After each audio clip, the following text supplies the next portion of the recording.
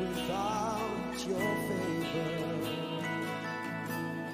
And where would I be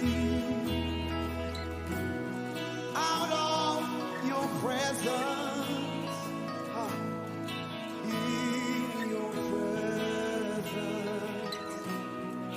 in your presence, I long to be in your presence,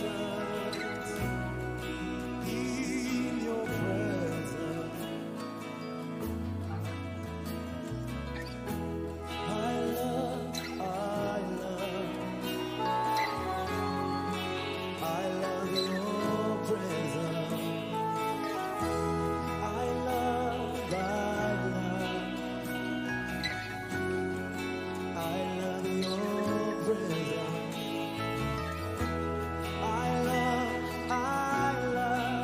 Come on, sing it. I love you, Jesus. Can I hear the audience say? I love. Sing it. Come on, guys, sing it.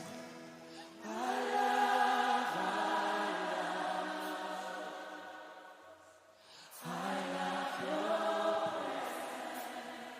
Sing it. I love your presence. Sing I love you, Jesus. Sing I love your presence.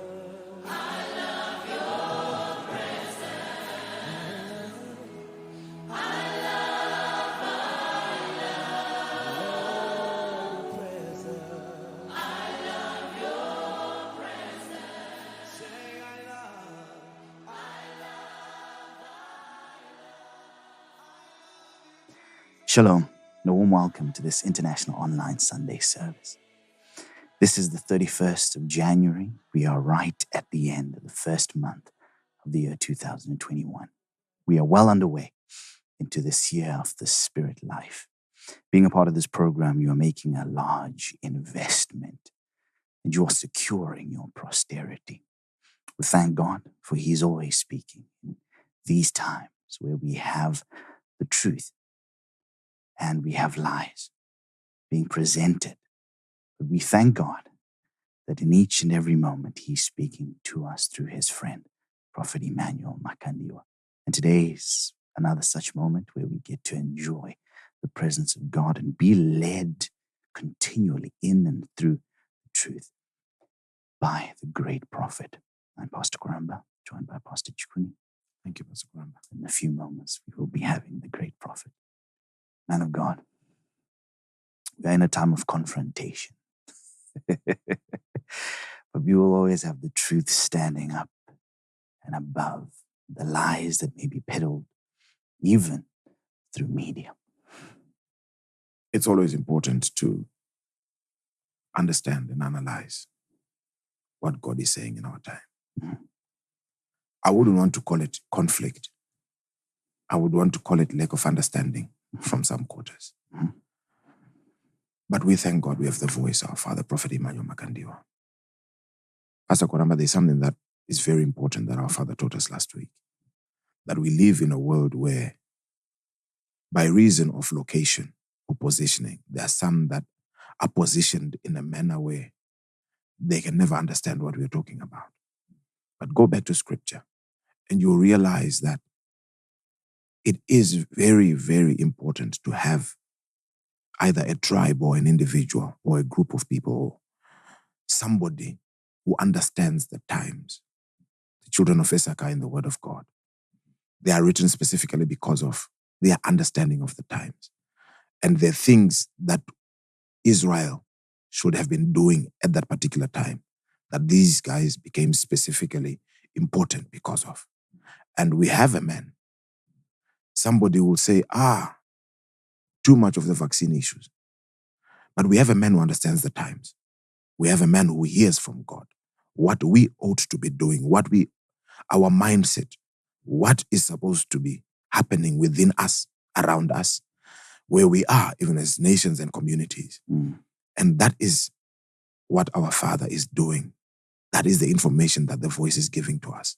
And it's priceless. Indeed. Indeed. Understanding what we ought to do. Exactly. And we ought to do the word. Doing the word. Indeed. And this morning, the word indeed is coming to us.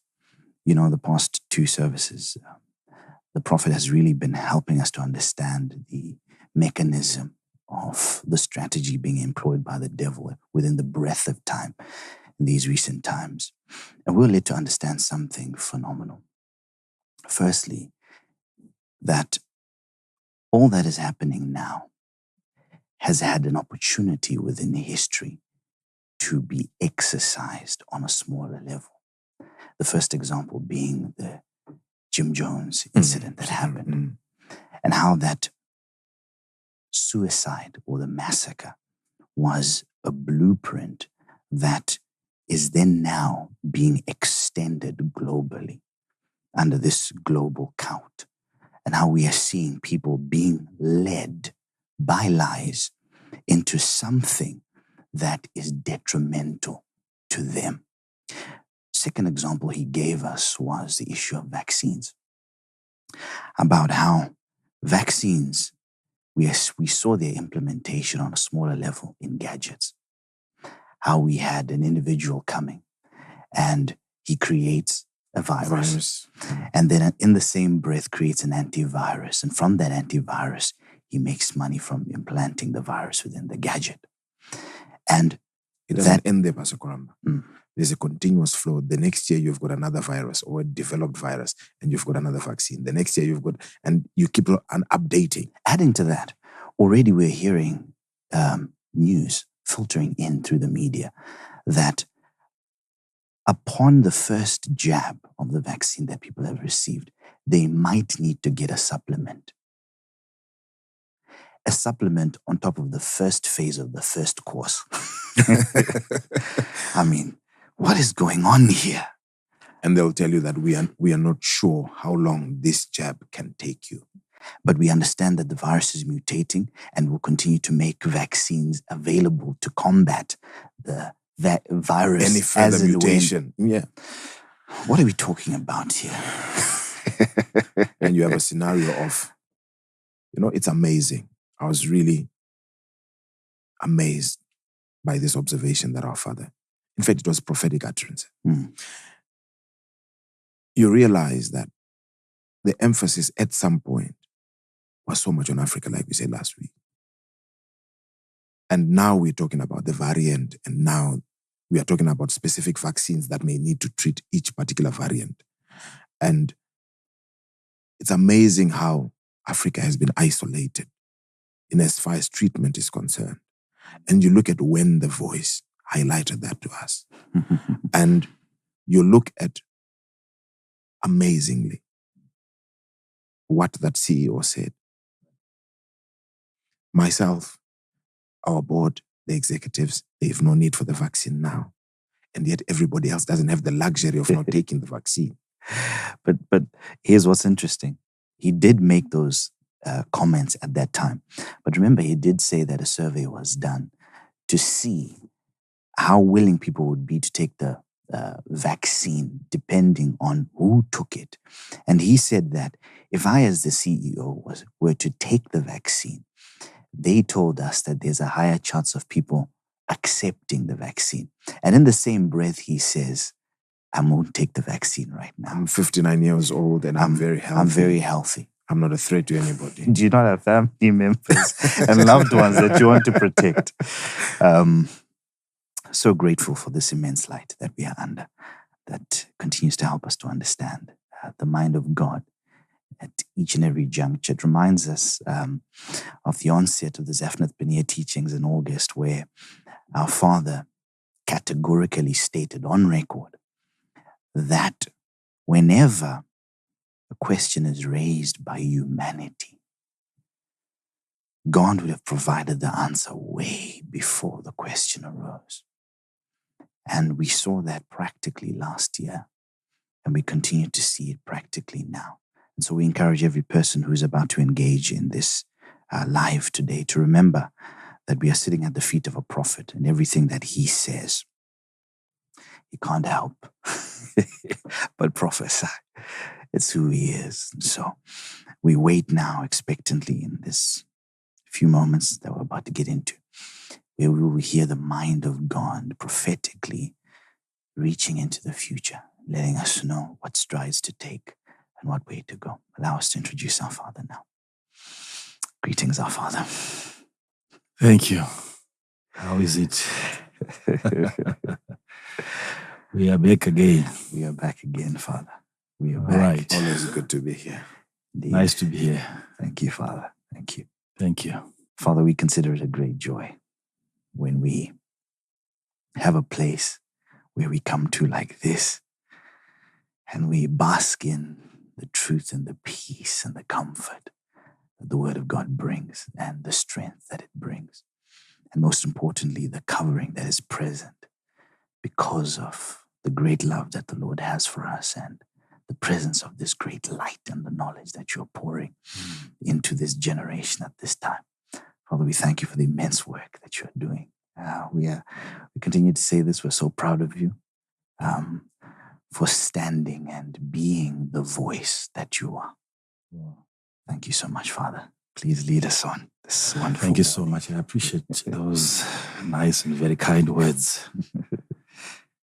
You know, there comes a time in your life when you really need to hear statements like those that you've just uttered. And we would like to also thank our viewers that are here today. And as usual, God has never let us down. He has never disappointed so far. Each time we come live, there is a word from the Lord. Indeed, Father. Yes. And we thank God because of the fact that He is a speaking God. He made His mind and His will available to us. He made it so plain. He never wanted us to dream about His ideas. He made sure that we get access to the written word. And we know what is in the mind of God, even as we speak right now. So we are here to straight away delve into ideas that are divine.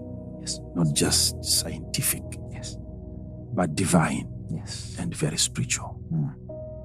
So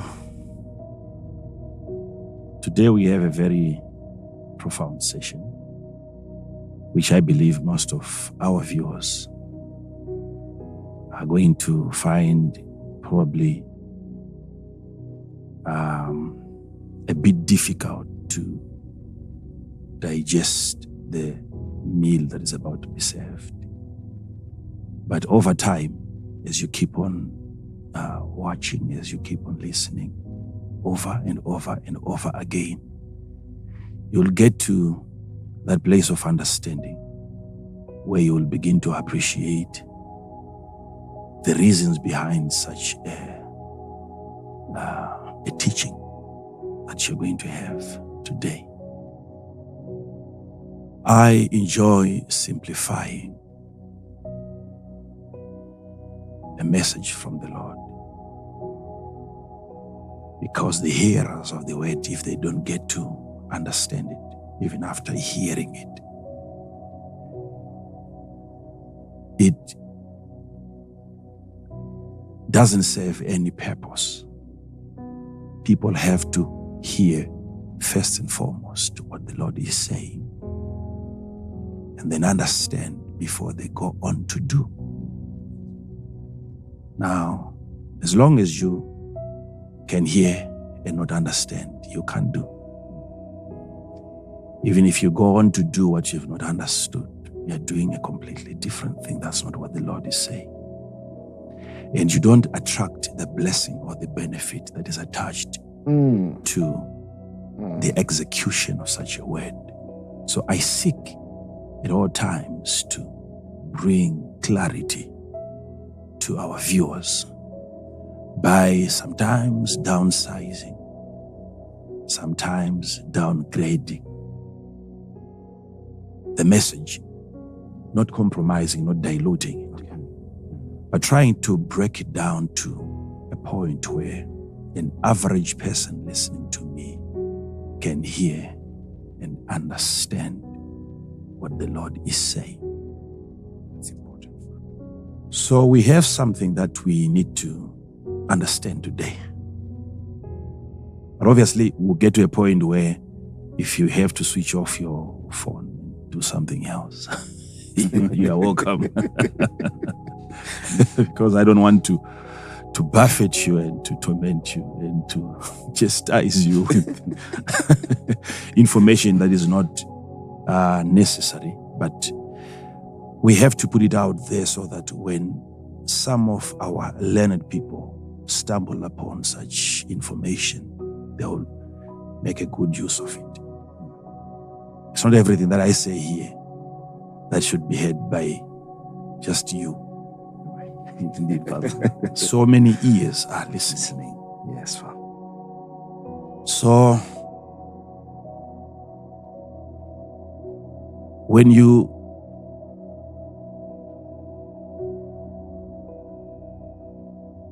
try to investigate the supremacy of God,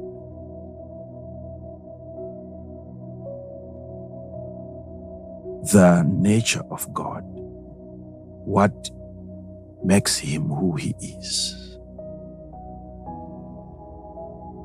the power that he has as God, and the authority, the overall say that he has over every matter.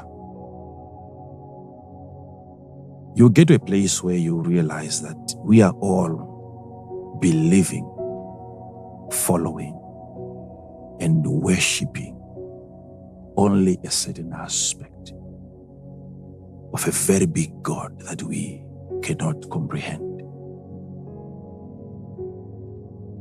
Trying to wrap your little mind around such a big God is an impossible attempt. Very, very impossible. This is why we can't get to comprehensively understand the magnitude of this God, the size of this God, the power that he has. Why? Because the mind that we have is very, very minute, very, very small. So because of the size of the mind, the size of the brain, the size of the comprehension that we have, we end up observing and extracting just a bit of that big God. And that's the part that we believe in and we follow and we worship. Wow. And not all of him. Wow. Wow. God has so many parts to himself that if he is to manifest in a certain form, we won't even believe that it is him. He's too massive, very vast. So, depending on how further and how deeper you have gone into trying to understand him, you end up gathering many portions of this same God to yourself and getting to understand things that some people might not even understand. They might even call it heresy. True. Yes, Father. Yes, Father. Okay. Because you have extracted, you have managed to glean out an aspect of God that they are not familiar with. Yes. And you will have problems, especially with religious guys. They just want to stick to a dimension that has already been discovered. Yes. If God is to manifest in a different form today, do you know even if Jesus was to come today for the first time and hang on the cross, most of the preachers preaching today would not even believe in him. Very true. Yes, You see, yes, Father. they now believe in him, that he came, that he died, that he was raised on the third day, because the picture is complete. Right. And it wasn't presented during their time. They wouldn't have believed in Jesus today. So, I would want our people today to pay maximum attention to what the Lord is saying, because it is what the Lord is saying that I'm going to be saying. What the Lord is saying, that's what I'm going to be saying. Yes. Thank you. There is no way that we can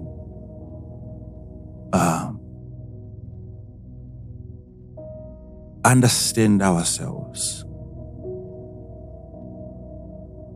If we're serious about understanding ourselves, we have to understand our Creator.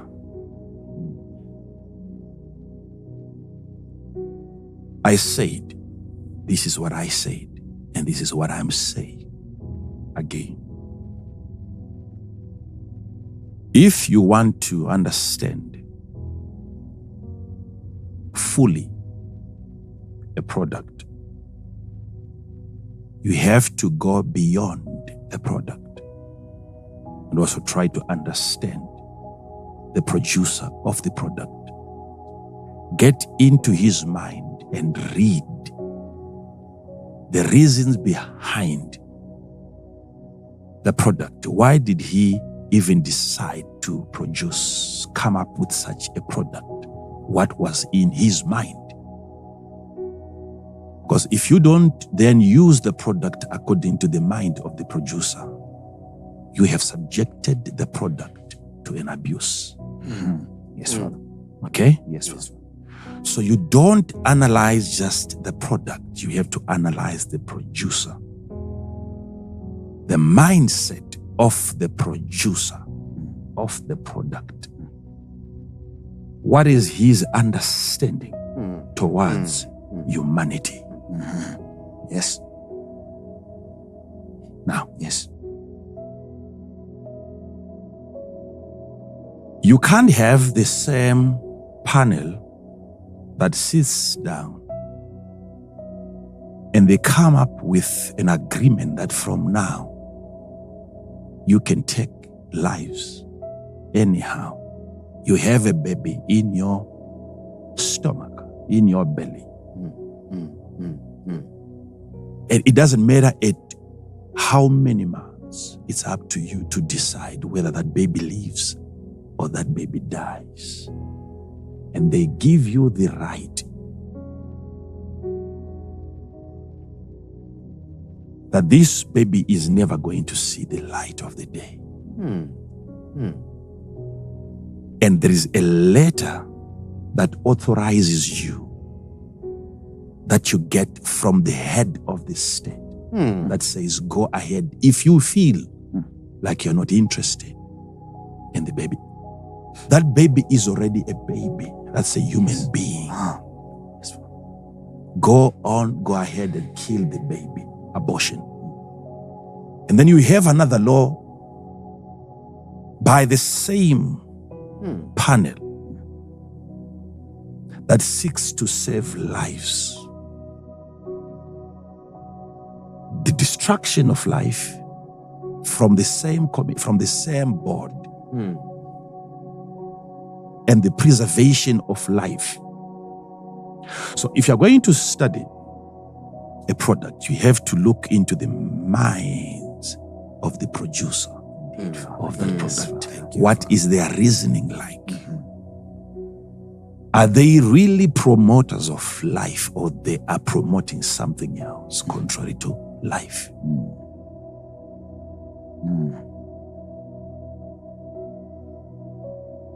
So how many children are going to die in a year? We have to calculate that against how many people COVID-19 is going to kill in 1 year. Strong family. You can't preach life and preach death at the same time. The angel of death is the angel of death, and the angel of life is the angel of life.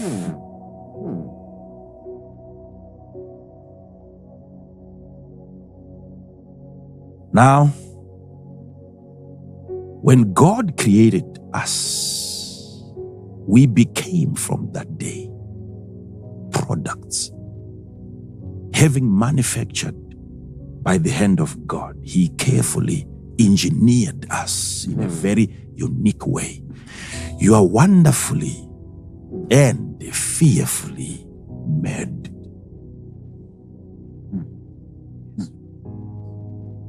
If you were made, that suggests the existence of the maker. Somebody made you, somebody created you. Yes. So there is a being that existed before your existence. Yes. And within the mind of that being, there was a reason behind your creation. You were created for a purpose. And what is that purpose? So you don't just study yourself, you have to study the mind of the producer. What was God's intention? Why did God create you? If we are to get into his mind by any chance, and we find out that dominion was the reason, subjugation was the reason, control, multiplication was the reason, then I have to look at myself and say, how am I then exercising dominion over every creeping thing? Whatever creeps, whatever flies, viruses included. How am I exercising dominion? Yes.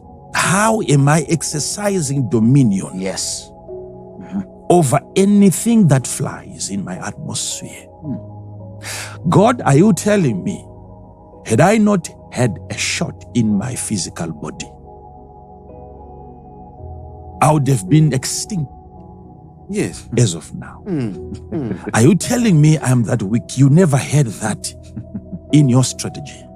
There's nothing within me that safeguards me, that protects me from anything that flies.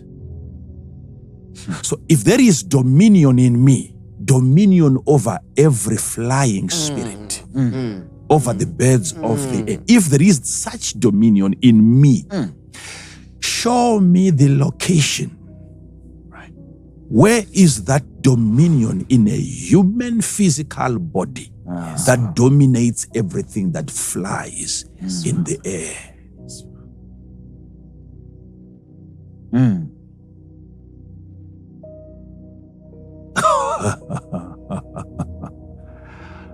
Hear me. Hear me, child of God. We have to trust God more than we trust even ourselves. We have to trust God more than we even trust ourselves. He's the most intelligent being. In fact, the little intelligence that we have is just a fraction. It's an impartation. It was just a transference. A very small percentage of the wisdom of God was given to us. He is the ultimate. So hear this. David puts his story across in a very astounding manner in chapter 23 of the book of Psalms. Wow. I like the way that he puts it across.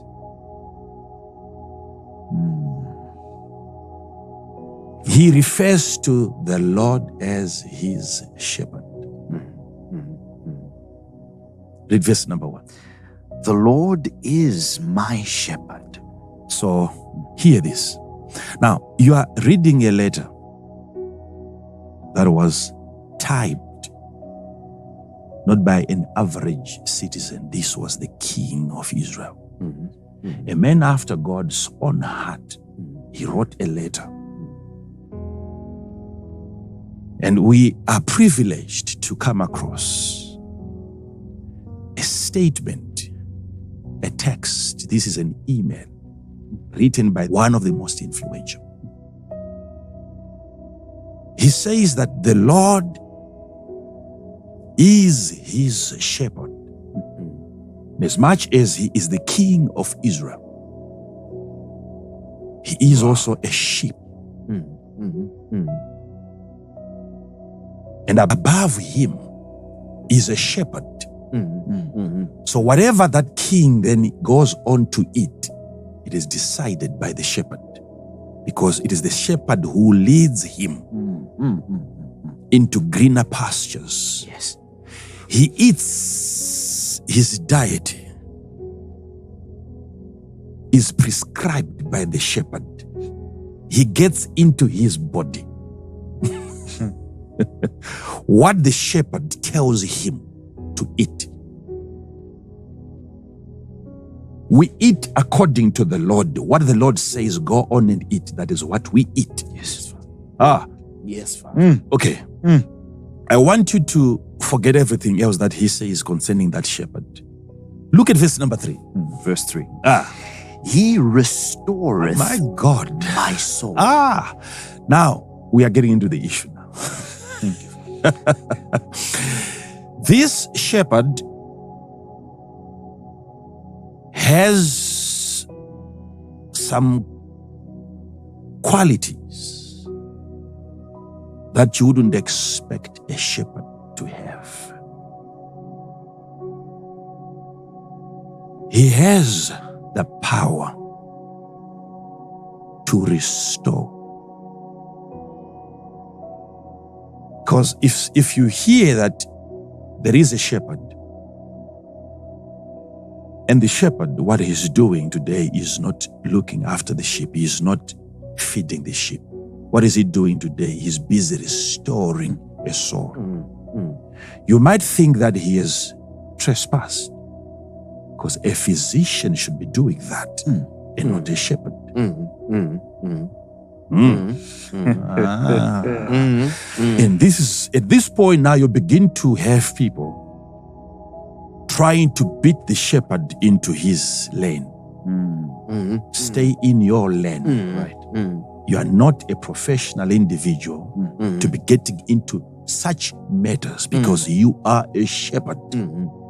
But this shepherd in particular has an ability to bring restoration to the soul. The emotional aspect of a human being, when that is distorted, when that aspect is corrupted, that shepherd has an ability to restore. Now, so if David says that he restores my soul, he's trying to let you know that he might have gone through certain experiences in his life that might have resulted in his soul getting corrupted. Otherwise, you wouldn't require any restoration of your soul. Something has gone wrong with the human soul. That's true. Which means down here on the earth, we have so many things that if we're not careful and we keep on interacting with everything before we analyze it, we can have our souls corrupted. Now, scientists are not good at really showing us the location of the soul.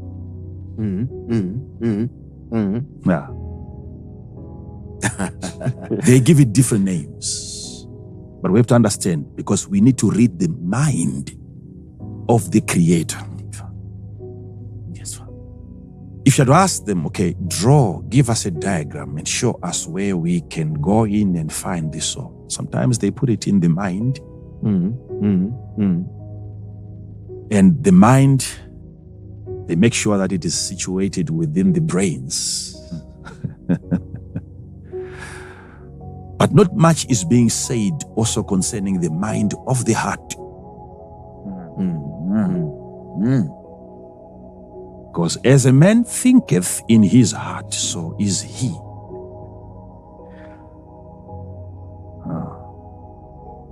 Where is that soul? Where is that soul? Now, hear this. A shepherd. A shepherd. Jesus said something in the book of Luke, chapter number 4. Verse number 18. Luke chapter 4 and verse 18. Hear what they did to this shepherd. Luke 4 verse 18.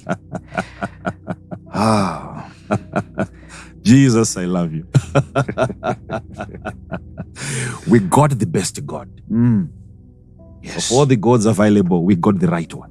Yes. Yes. Oh my God. The Spirit of the Lord. There is the Spirit of the Lord upon him. Is upon me. He's upon me. Who is speaking there? Jesus. Oh my God. The physical aspect of Jesus. It is his physical aspect that is speaking. Yes, Father. It is not the Lord speaking. Okay? Yes, Father. Jesus in the flesh, when the Word had become flesh, that flesh had an ability to speak in its own personal capacity, where you have the flesh of Jesus speaking and not Jesus speaking. Where you would have the flesh of Jesus hungry and it wasn't Jesus hungry. I've said this before, I have to say it again. Yes, Father. Where you would have the flesh of Jesus groaning, sweating, agonizing, and yet it wasn't Jesus agonizing, because he was 100% human and 100% God. And these two individuals are in one location. Oh, that's our theme. Okay. Spirit life. So when Jesus says the Spirit of the Lord is upon me, it can't be the Lord saying the Spirit of the Lord is upon me. It has to be the human aspect of the Lord. Yes. So the flesh of Jesus is telling you that upon me lies the Lord, the Spirit of the Lord. There is Jesus upon my flesh. Yes. A statement that you and I can also utter today. Yes. Having the Spirit of the Lord upon our flesh. Wow. The Spirit of the Lord is upon me. It wasn't Jesus who said that. It was the flesh that said that, so that your flesh can also say the same. The Spirit of the Lord is upon me, and he has anointed me. So that's the anointing of your flesh. Yes, Father. He has anointed me. I am anointed. Yes. Not by oil, but by the Spirit of the Lord that is upon me. And this is the reason why I'm anointed. He has arrived. He's upon me for this reason. To preach the gospel. So to I the preach poor. because I have the Spirit of the Lord upon me. And the preaching of the gospel to the poor requires an anointing. Get that? Yes, Father. Get that. Yes, Father. Yes, Father. There is a difference when you're preaching to the rich and preaching to the poor, whichever way, whether materially or spiritually. I don't want to get into what makes them poor or what makes them rich. Okay. But if you are preaching to the poor, you require an anointing, and that anointing doesn't have to be in oil form. It has to be in the Spirit of the Lord form. Yes. Because it's a very difficult assignment. Preaching to the poor, you have to be guarded heavily by the Spirit, because in as much as you are trying to help them and serve them, they can destroy you. They can destroy you. Imagine the number of enemies that I have created. You said it last time, Pastor, that look at the grace that we got from God. The ability that he gave us to get into scriptures and preach concerning anything. The issue of the vaccines is not the only subject. No? I could have decided to preach on something completely different. If there is $1 million vaccine, which is the safest, I can have that for myself and keep quiet.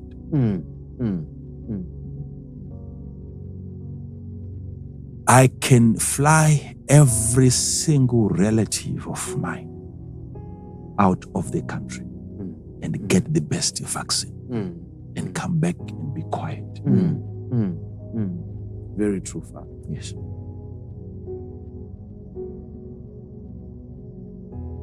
You require an anointing when you preach to the poor. Oh, Father. Do you realize how I've just complicated my travels, my itinerary? Yes, Father. Because whatever I am saying, there are people behind. Who are not impressed at all. Exactly. Yes. And for you to get a visa, to get into some of these countries, you have to make an application and they have to look into your behavior, your character, what you've been doing, what you've been saying concerning the country that you're visiting. If you are really poor, you don't look into all those things.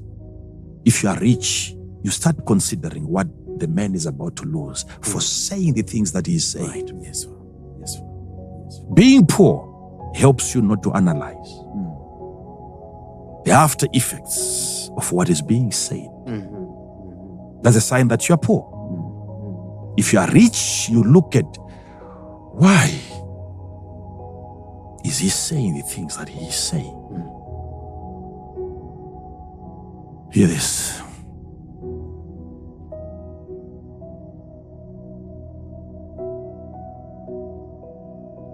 There is quite a lot of money that is involved in this agenda. Yes, Father. The Spirit of the Lord is upon me, and He has anointed me to preach the gospel to the poor. The gospel is the good news to the poor. So what the poor require now is the good news. The good news to the poor. That, for that to happen, you require an anointing. Good news is so scarce nowadays. It is negative news. It is fake news.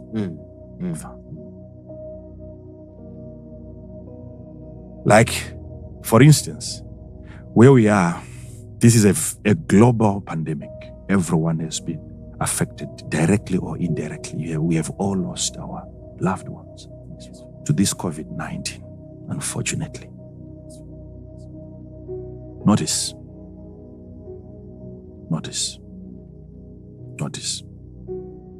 And we are moving towards, so to speak, solution, which of course is not permanent. It is temporal. And they have said it themselves. The problem is when we repeat what they have said, then there is... As if you have formulated yes, yourself. they are saying, we are not sure. Indeed. This might not be the ultimate solution to this pandemic. Yes, the vaccine.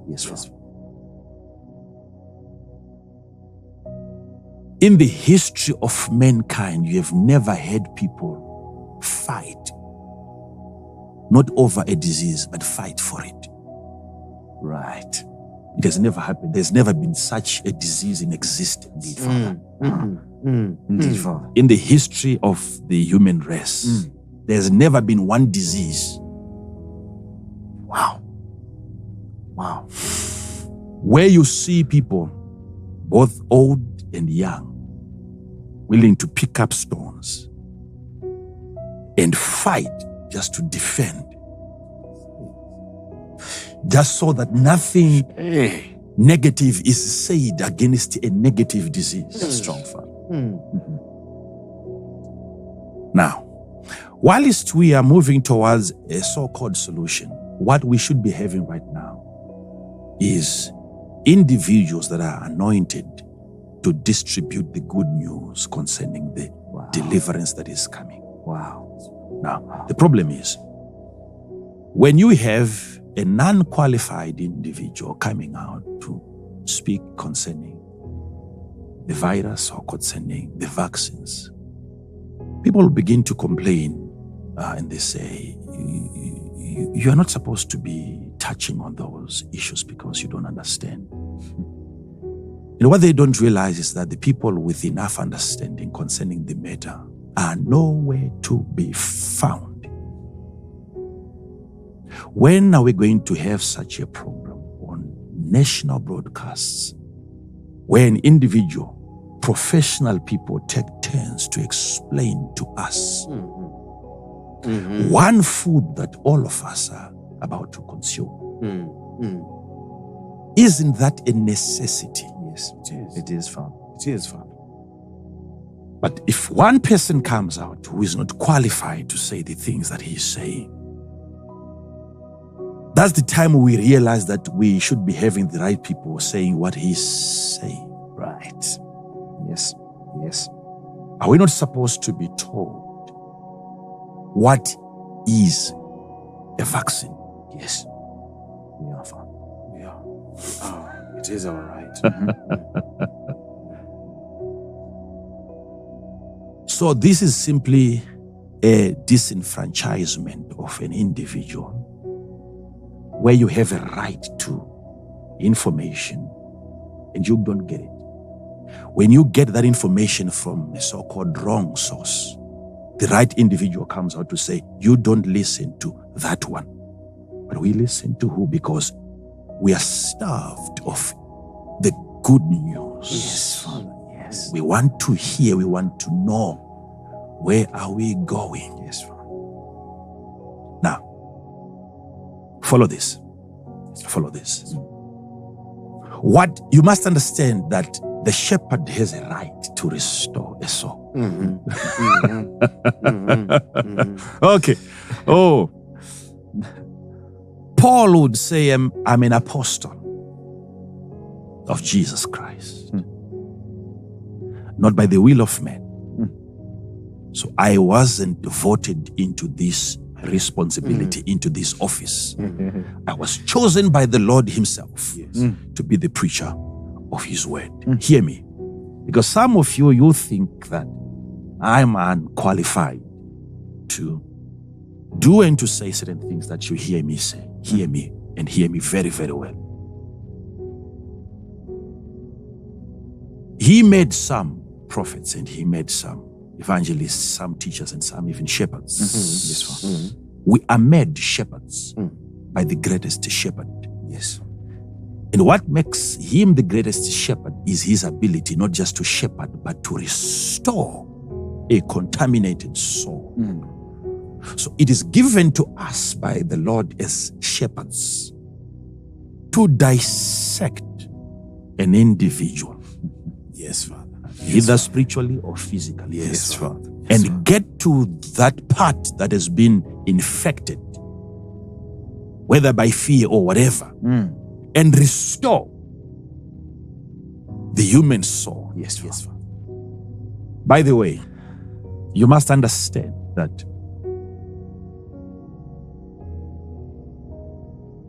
I was called into ministry by God, and he made me his own from the word go. I didn't stumble upon a call at a later stage.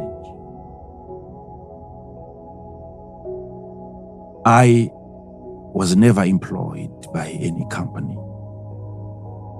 If I offered them service, it was just about offering them service, not really being employed. My assignment was so clear from the word go.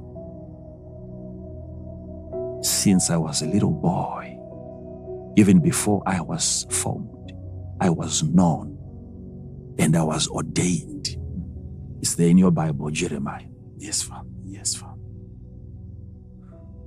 Jeremiah was in another form before he was formed in the womb. And in that previous form, he was known and he was ordained. Yes, Father. Yes, A Father. prophet. Yes, Father. That tells you that the ministry of the prophetic is available in that other dimension, even before we come to earth. It's powerful, Father. That's powerful. That's deep. That's There deep. are prophets getting ordained even before they are formulated in their mother's wombs. I knew thee before you were formed. So there was a point when Jeremiah was then formed, translated into another form. So it was the prophet who was already ordained that the Lord breathed into the womb of a woman. Wow. So hear me. And that is my greatest qualification. Apart from that, I'm a law-abiding citizen.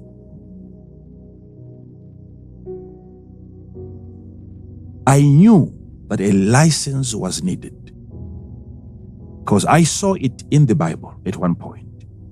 After Jesus had performed a miracle,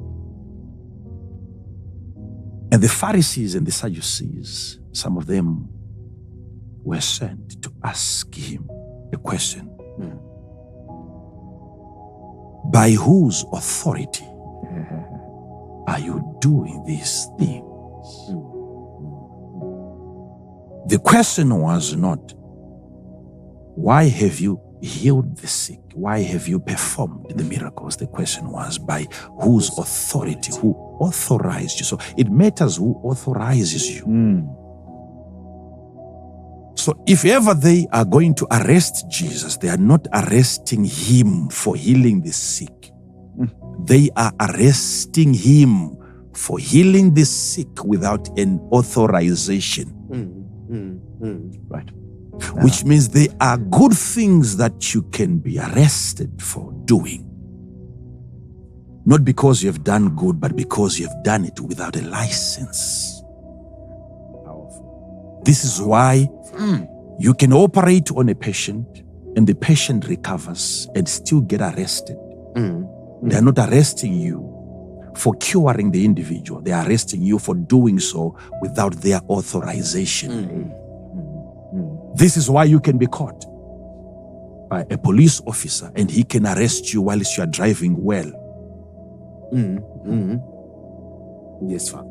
Yes, Father. He's not arresting you because you're driving well. He's arresting you because you are driving well without an authorization. Even doing what is right, you require an authorization.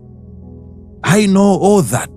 And that's the only reason why I went to the Bible college. It wasn't to seek the anointing. It wasn't to seek any spiritual approval. I chose a theological institution that is registered with the government of Zimbabwe, so that a certificate or a diploma that I get from there becomes the authorization, because the government knows there is the existence of such an institution that permits people, that clears individuals to go on and shepherd the flock. So I have a license. I'm not a preacher who just stumbled upon a Bible and I saw a scripture and I said, let me try this. No.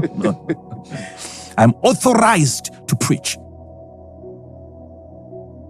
So I am a professional man of God, qualified to do the things that I'm doing. So let's put that aside. If that's the case, that I'm licensed to speak and to preach, to which aspect of the human being? If I'm a man of God who is licensed to preach, Is there a certain component of a human being that I'm not authorized to touch on? I'm assigned by God to educate, to inform, to warn, to alert, to guide.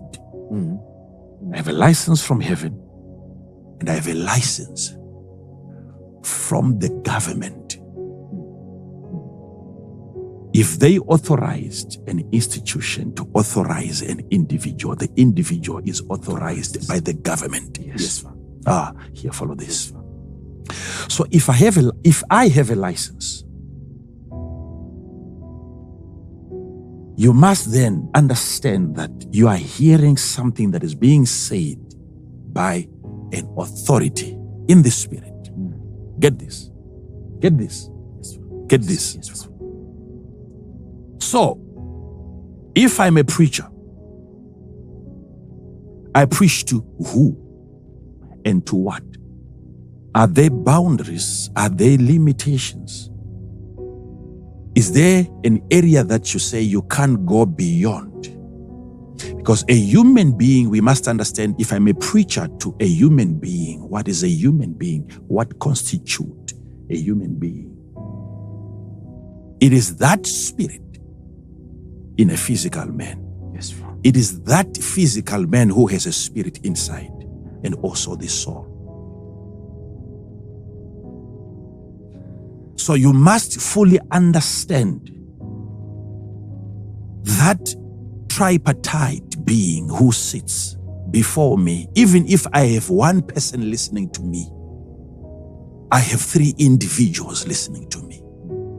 I preach to the body, I preach to the soul, I preach to the spirit of the human being. Yes, Father. Yes, Father. And all those are members of one man of God.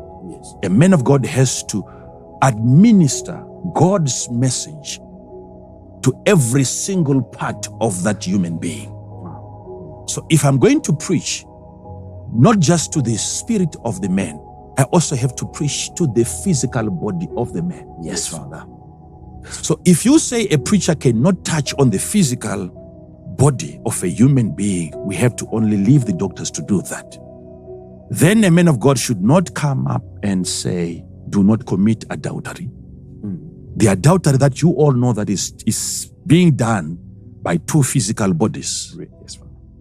If a preacher cannot touch the physical aspect of a human being, then if we find out that there is an elderly man who is abusing a little girl, raping a girl, I should not report that to the police because it doesn't cover the spiritual aspect. The girl is physically being raped by a physically elderly man. Because you said we don't touch the flesh.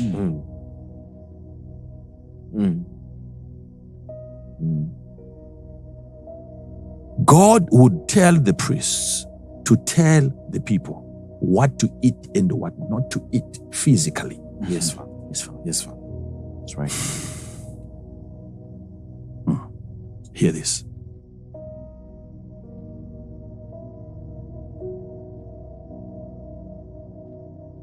If you, just like a doctor, it doesn't mean that the doctor doesn't know the Bible. He also goes to church and he gets to learn things concerning God. Yes, Father. Yes? Yes, Father. Am I right on that? You're right, Yes. Father. Same applies with the preacher of the word. He has also been to school. And he got the information that the doctor now has from school. We all had that privilege. So the doctor has a right, he has access to my information, the information that is mine. If I say certain things that are wrong according to the Bible, a doctor can open the Bible and say, this man is not worth following. It's against the book. Yes. Because he has access. Yes. We also have access to their books. Okay? Yes, Father. So hear this. So now, what people need to understand is that it is given to the shepherd to restore the soul. the soul. Okay.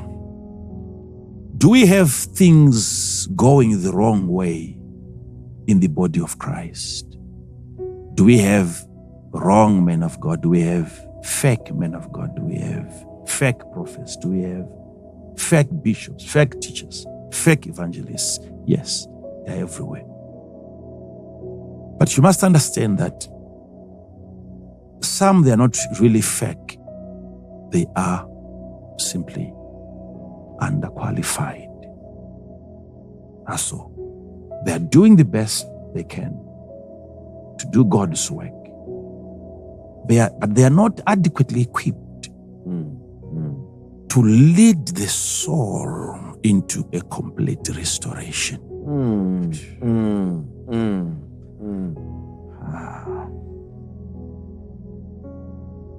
Doctors, they work with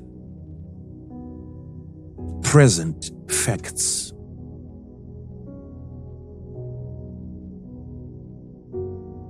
They work with tangible evidence. For it to be tangible, it has to migrate from the future into their present so that they can harness it and analyze it in the lab and come up with some findings. As long as the thing is still in the future, they have no access. This is why 5 years before the pandemic, a man who is not a medical practitioner came out to say a disease is coming. Yes. Because we deal with facts, even whilst they are still not tangible in the future. Yes, Father. Yes, Father. Yes, Yes, Father. Father. Okay? Yes, Father. So where an idea is not accessible because it is beyond our current existence, where we are situated as of now, you require a prophet. And then what I do every time is to give an individual an opportunity to ask,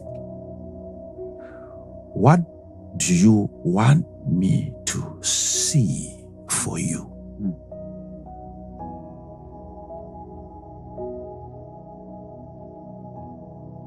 Before it gets here, can I hand over to you a foretaste of what is coming? That is very important. Yes, Father. Yes, Father. It gives us the power to speak. What gives us that power to speak was that power we had when we spoke about it. So we are not working with what is there now. No, we came, we announced it. It's coming. That was not guesswork. No, you can't come and say now it's closer. Yeah, Where is it?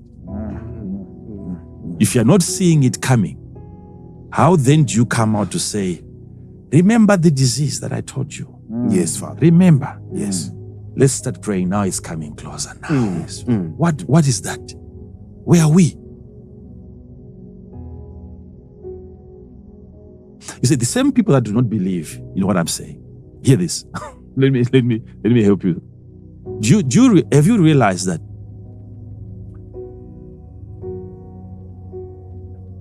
this is verified information, which is even according to the World Health Organization?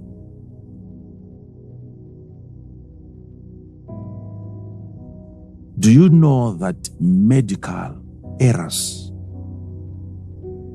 is killing more than 2.6 million people every single year? Medical error by the professional. That's a staggering number. That's a huge number. We have more than 250,000 people dying just in the United States of America every single year,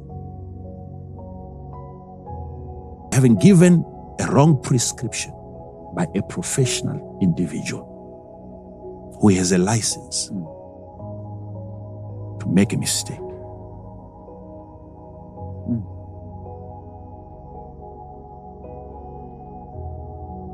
Do you know that those medical mistakes, they are rated as number 3 killer? It's listed on the list of diseases. Error, mistakes. Mistakes by qualified people. We are losing over 2, the number is even suppressed. We are over 3 million people dying in the hands of professionals, people that are qualified and licensed to restore our soul.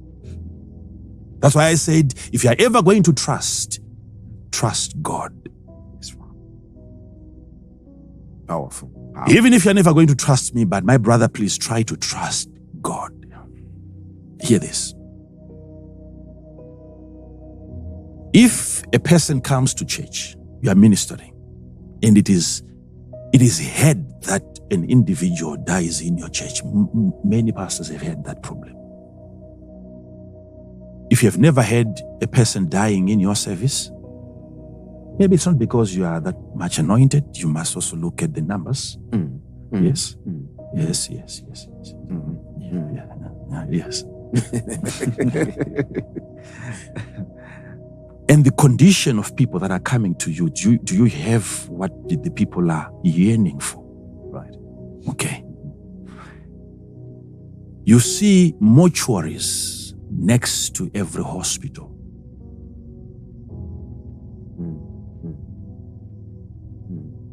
That infrastructure there is serving a purpose. It is giving you information. Yes, Father. That the patient, your mother that you have left in the ward, is likely to die in the process, in the hands of qualified people. Yes. Yet they don't lose their jobs because they have lost a patient. Yes, Father. They don't. Yes, Father. But a man of God, let him make a mistake. Now, I'm trying to show you now why the devil is the God of this world. And everything that represents God is not needed on the earth. Why a mortuary at the hospital? Yes. Yes, Father. Yes. Why? Because everything that they know is never 100%. If it is 99%, that 1% can kill a patient. Yes, Father. Pastors, you don't get a license to practice medicine only when you have gotten 100% during an exam. Yes. Yes. It's not 100%. Yes, Father. Yes, Father. So imagine if a person didn't get 100%, it means there is something that he doesn't know, yet he is authorized to go on and help the sick. It is clear because it is not 100%. Yes. Yet he is authorized to practice. But there is an aspect of ignorance in the individual, but he is still allowed. But with the man of God, he has to be perfect. Everything. He has to be perfect. He has to know everything. You're following this? You're following, yes, Father. So a person dies in the hospital, they put the person in the mortuary. He's gone. The next patient has to come. There is no video that goes viral that doctor has killed an individual. But don't kill an individual.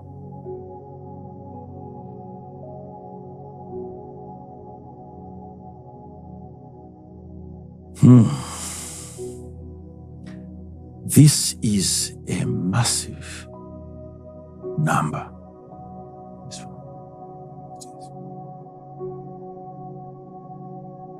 COVID-19 is yet to reach that mark.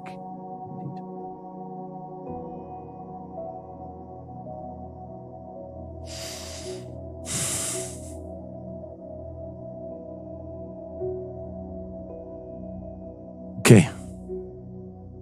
Look at another group that is so much believed, especially in Africa. Witch doctors. Yeah.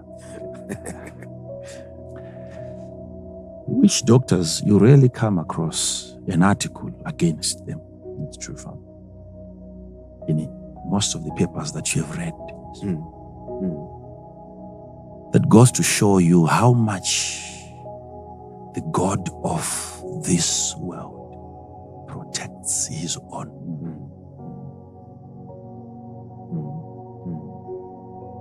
Whatever I have said, if I wanted it to be believed, I should have given that information to a witch doctor and warned the people. But get this, because some of you don't understand how those guys, men and women, operate. You don't know. You don't know some of these spiritual things. Let me help you understand. Help us, Father. Help us. Thank you.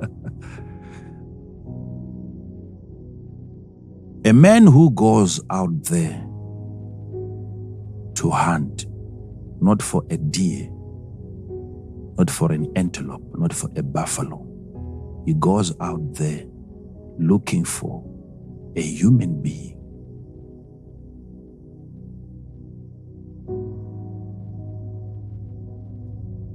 And there is part of that human being that he goes on to extract from an individual. The heart of a man, the liver of a man, the intestines of another human being. Bring me the head of a man. Now, a man without a witch doctor behind him can never have such a thought cross his mind. To think that you can make money out of a human liver.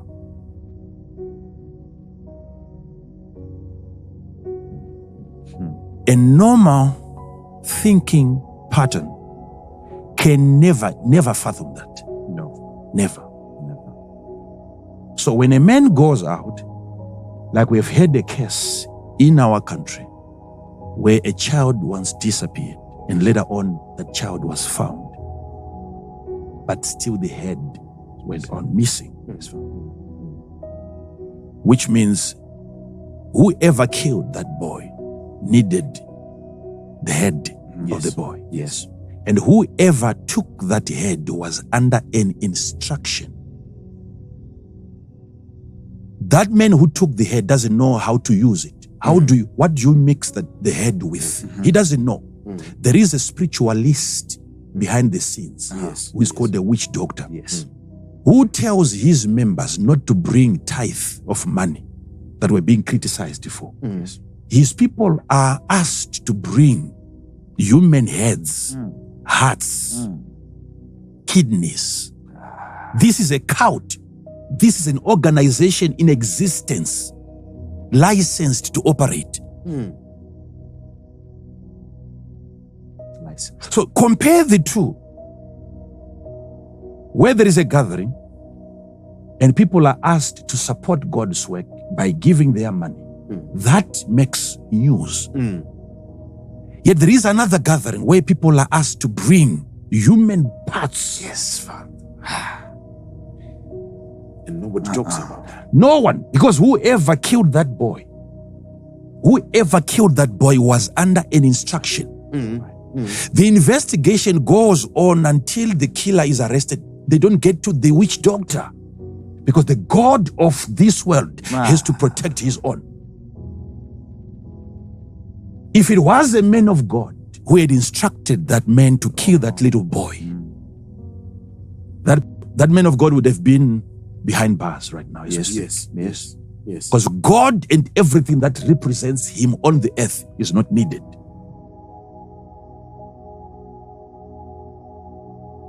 So if someone goes out and he's hiding in a thicket in the middle of the night, waiting for someone who is passing so that he can kill, he has been ordered. Someone who knows how to mix those things has told him to go out and bring the thing. Yes. Who is that? So most of these killings, a witch doctor tells someone, if you want to make more money, you have to sleep with virgins. At least 3 virgins every month. So the businessman goes out there looking for young girls. Who has given that instruction? It's not a man of God. It's a witch doctor. Yes, Father. Yes, Father. And show me one article today. Whoever right now thinks of attacking another man, they don't talk about that. They talk about somebody who is losing his money to the man of God, not about someone who has lost his heart, his head to a witch doctor. You see? So I'm just trying to show you, if Paul says that he is the God, Lucifer, the devil is the God of this world. There is something that God is doing to protect his own. Yes, Father. Yes. Yes.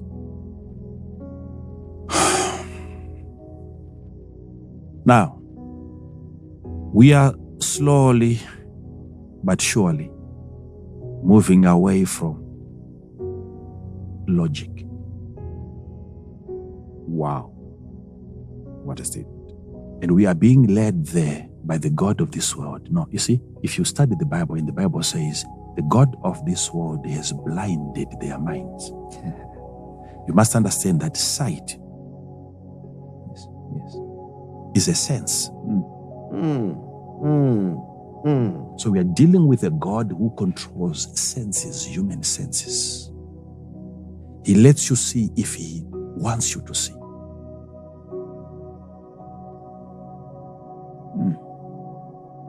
So if we are healing people, we have to touch those senses. Our message has to go on and touch the soul.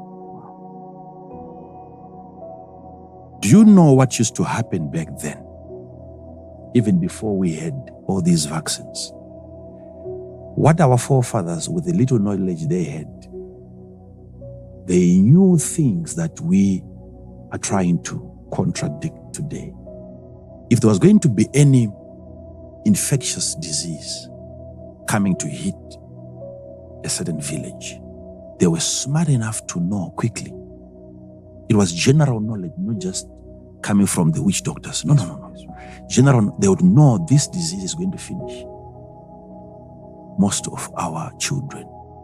You know, at a certain point, what they would do traditionally, for them to achieve what they call herd immunity, where you have most of the people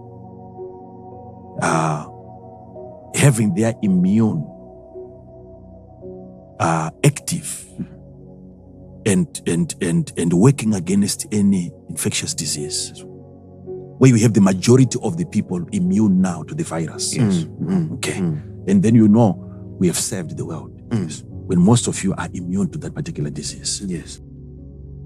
They would actually, if they get to know that there is a child in Mr. So-and-so's house who has had a disease, and this disease is infectious, and it's most likely in the future it's going to kill most of us if we are not careful.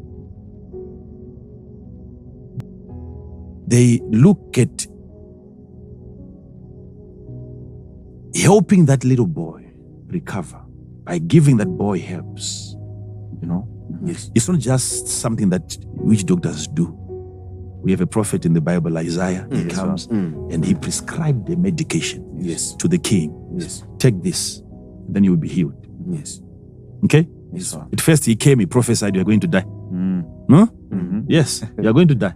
Put your house in order. Then he left, and then the king prayed, and the prophet came back with another word. You're going to live 15 more years. How is that going to happen? He didn't say, kneel down, let me lay my hands on you. No. There was a medication in the pharmacy, and the prophet wrote the prescription. It's biblical. Yes, strong Father. Biblical. Yes. Use that. A prophet. So don't tell me a shepherd cannot restore a soul. So what they would do is they would try to treat that little boy,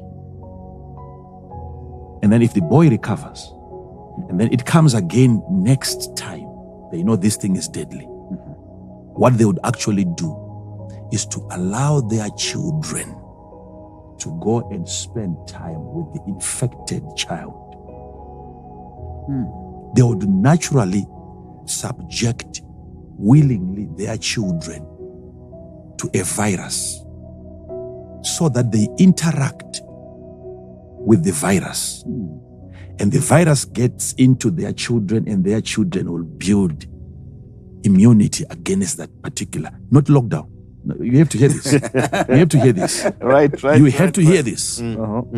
Because they knew that God is very smart. God is very intelligent. There is no way He would have made us without an ability to survive viruses. They knew. Okay. Yes, Father. Okay. Preach it.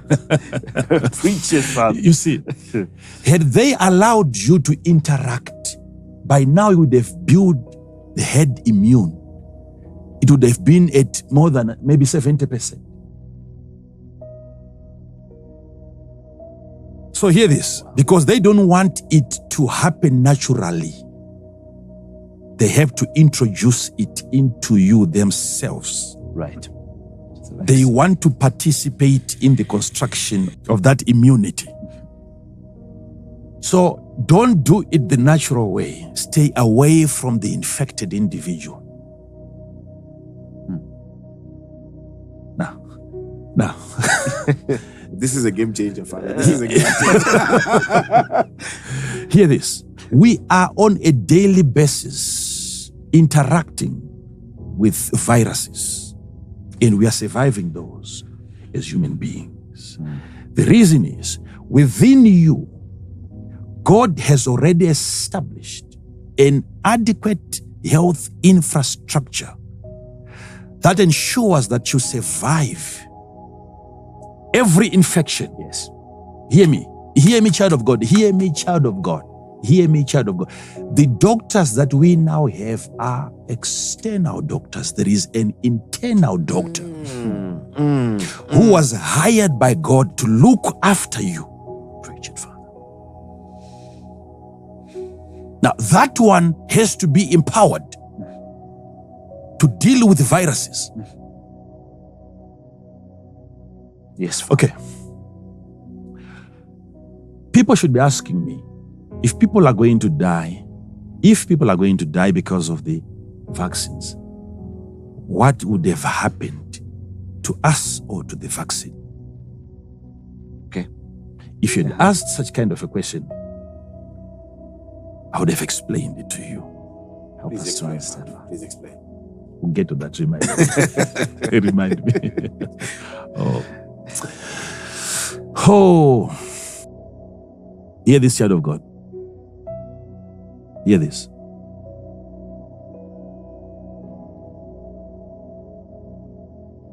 This virus that we now have, I saw it. The question is, in what form? What was it like? Where was it coming from? Where was it going? How was it going to end? I saw that. Now, this is why what I say today now matters, because of what I said back then. Indeed, Father.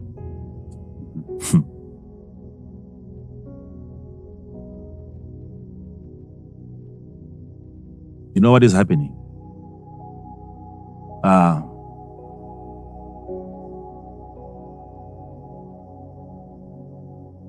When God created you, child of God, He made sure that you become something within you becomes living.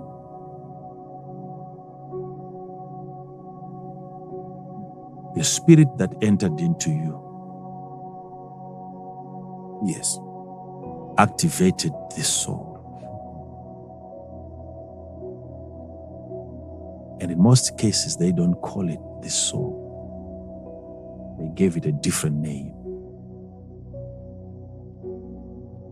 The DNA. Wow. Or the gene.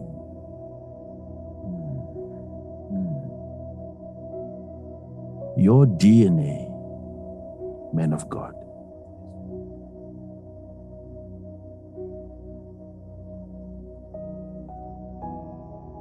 is the program.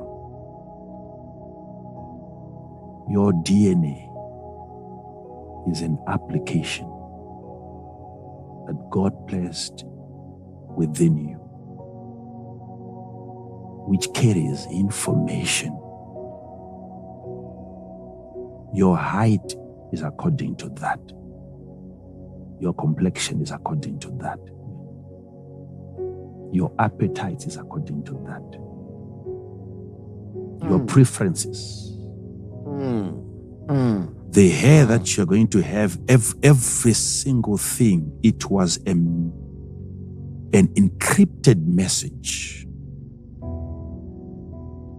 You are a manifestation of a letter that God wrote called the DNA.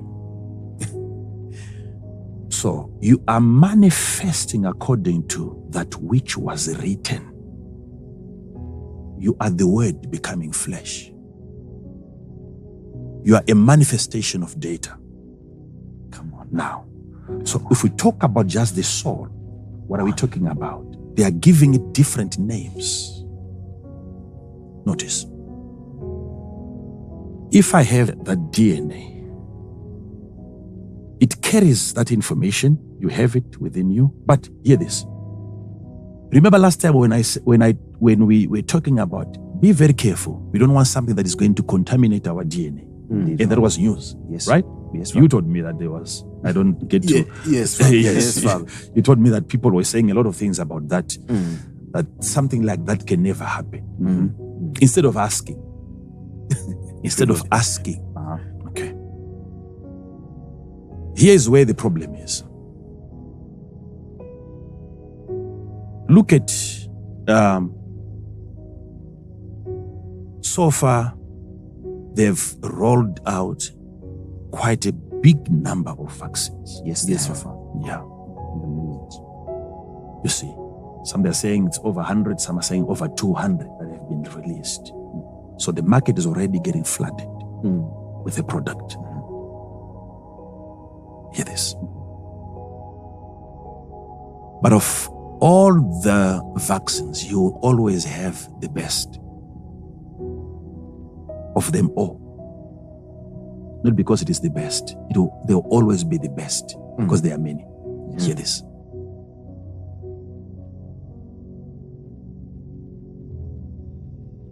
You look at the, for instance, I think most information that we have gotten so far is coming from the Pfizer vaccine, BioNTech vaccine, and also the Moderna vaccine. Now, and recently they have started giving out information concerning the Astrazeneca vaccine, which is from Oxford, by Oxford, rather in UK, I'm sure. But that one is different from the Pfizer and the Moderna vaccine. Yes. But you must understand, because when people say vaccines,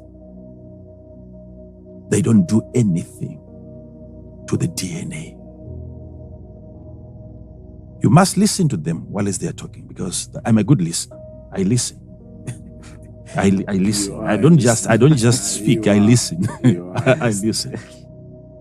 If a vaccine doesn't do anything to the DNA, what is going to happen?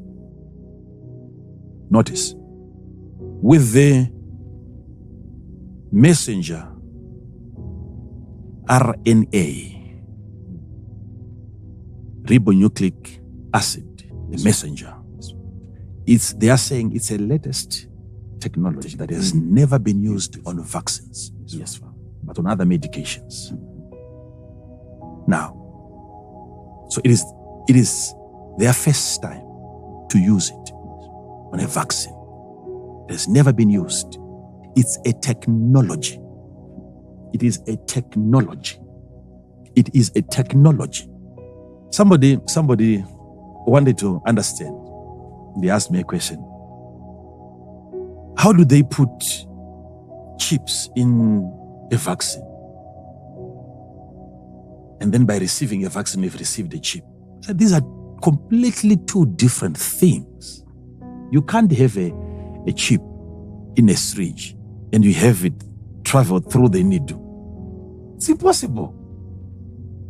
A vaccine is a vaccine. A chip is a chip. A chip will eventually come in the future. Okay? You have categorically stated. Yes. Yes. To confirm the immunization or the vaccination of an individual. Yes. The chip will tell us that you've been vaccinated. Yes. Without having to test you every single moment to see if you have the antibodies against the COVID-19 virus. Yes. The chip will let us know that you have been vaccinated. Yes. Eventually. But hear this. These two, they say, they don't affect your DNA whatsoever. And these are the reasons. Because they say it doesn't get into the nucleus of the cell. You have a cell, and inside of the cell, there's a nucleus. And inside of the nucleus, that's where you have your DNA. Yes. Right. So they're saying the DNA is protected by the nucleus. That's right. Now, the RNA. mRNA vaccine doesn't get into the nucleus. So it doesn't interact with what? With your DNA. Okay. So when people hear that, they say, so if it doesn't get into the nucleus, it means my DNA is safe. Because what they are basically doing, unlike conventional vaccines, traditional vaccines, you ask them, how do those ones operate? A qualified doctor must tell me today again that those ones, they don't get into the nucleus. They do. They do get the latest technology. What they are doing is they are saying, instead of coming up, getting the virus, and then we inject it into the muscle cell, right? And then your cells detects the presence of the virus in the body and then builds an immunity against it. But they're saying, we can't have that. This is them now. Hear this. Hear this. Just hear this. They're saying, it doesn't have to be a virus that we put into your cell. But what we can now give to your cell is a messenger. There is now a messenger who has been sent. Originally, it would be the DNA giving an instruction to the cell through the RNA. Okay, there is a message from the DNA. Now, the DNA doesn't leave the nucleus. It doesn't. It stays there. It gives a message to the RNA. RNA, because they say there are pores on the nucleus, and the DNA is quite big. It cannot escape the nucleus. But RNA is smaller than the DNA. So what the DNA does is to give information to the RNA, and the RNA can escape through the pores. And then it gets to the cell and gives the cell an instruction to produce the protein. Now, hear this part. I want people to follow this part. It's very critical. Very critical. Help us. Let me not touch the Astrazeneca and the mRNA at the same time. Look at what the mRNA is doing. It's a technology where they don't put a virus into your body. But what they put into your body is a messenger. It's a message. It's a statement. It is an instruction. Instead of getting the virus, COVID-19 virus, into your body, hear this. What they are bringing into your body is a technology that informs the cell to produce a protein which looks, they say it doesn't look exactly like the COVID-19 virus. They say what we've done is, because what your cell was supposed to do was to produce exactly. You see that virus, that COVID-19 virus? It's roundish. It's got some spikes, right? Right. Instead of them taking that and put it into your body so that you build immunity against, they're saying we're not giving you a virus. What we're doing now is to instruct your cell to create the COVID-19 virus. And they are not saying it's a virus. What they're saying is that what we have done to the virus is this. We have looked into the virus, we have studied the virus, and we have deleted every other part of the virus. What we've taken is the protein in the virus that is responsible for the creation of the spike. Notice. So they are saying we have taken that knowledge that the protein has to produce a spike. That's the only part that we have taken, not the entire virus. So we've taken that knowledge. Now that's the message that we are giving to the cell in the body, so that your cell will produce a spiked protein like the COVID-19 virus. So when you now have those spikes produced by your cell, so the B cells, the T cells will notice that and say, now we have an intrusion. There is a virus in here. And they'll start building immunity against the spiked protein that would have been created by your cell. Your own cell. Your own cell.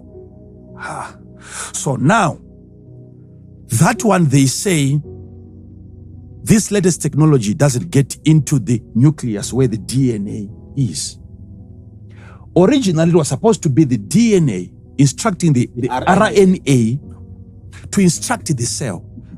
And the cell would produce a needed protein.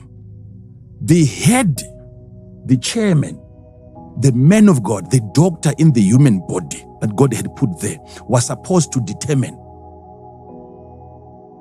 to decide what gets produced by the cell.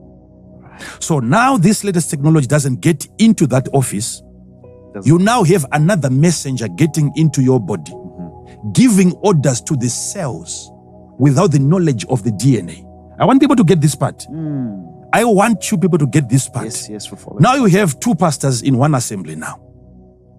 The cell is waiting for instructions. What do I produce today? And here comes the technology that gives the cell an order that never came from the human DNA. Because that technology never got into the nucleus where information was placed there by God. So information from God into the DNA has to be disseminated to the RNA, to the cell, for the production of the needed protein. Now, another new messenger, a leader has been invented who gets into the human body and gives instructions directly to the cell to produce whatever they want that cell to produce. And the DNA, your DNA has been bypassed when it comes to the production or the manufacturing of the spiked protein. Now, okay, notice something, because I want people to get this. It's very, very critical. So I have another messenger now in my body telling my cell to produce something which is not authorized by my DNA. You see, if you really want to look at these things, sometimes you get to a point where you say, okay, so these people are that learned. Imagine. For the first time now, they are letting us know that our cell has an ability to create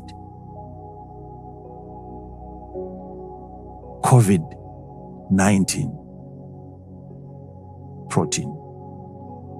That virus. You are telling us today that our cell can produce that.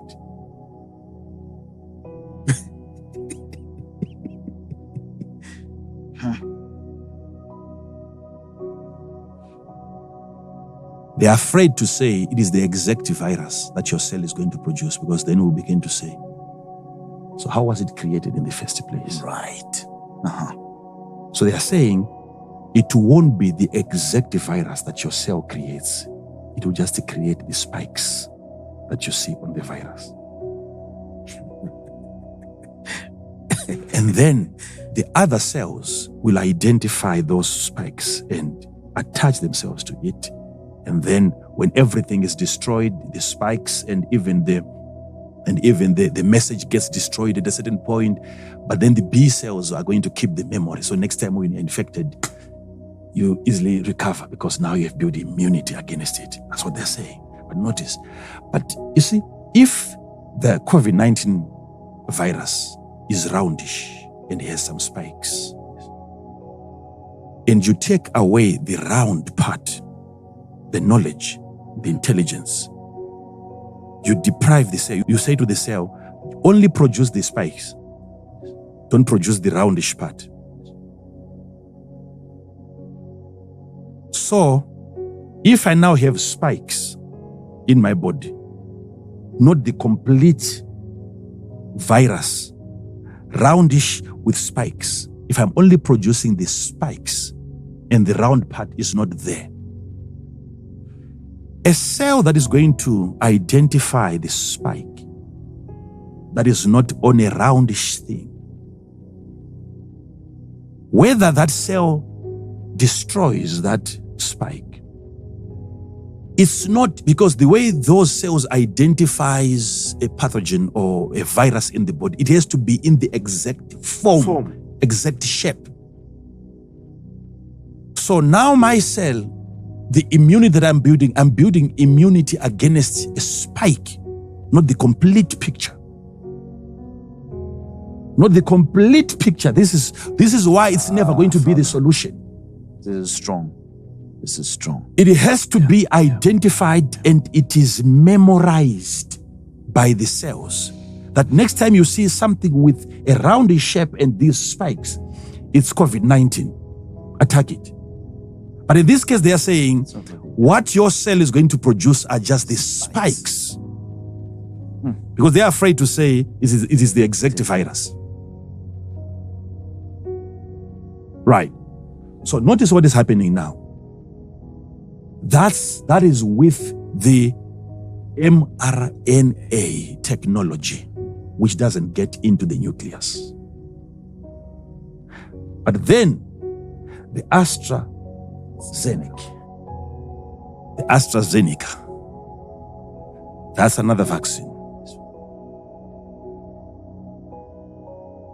That one, it has to be the same way that you received the other two. It's put into your body, it gets into the cell, and it goes straight into the nucleus where the DNA is.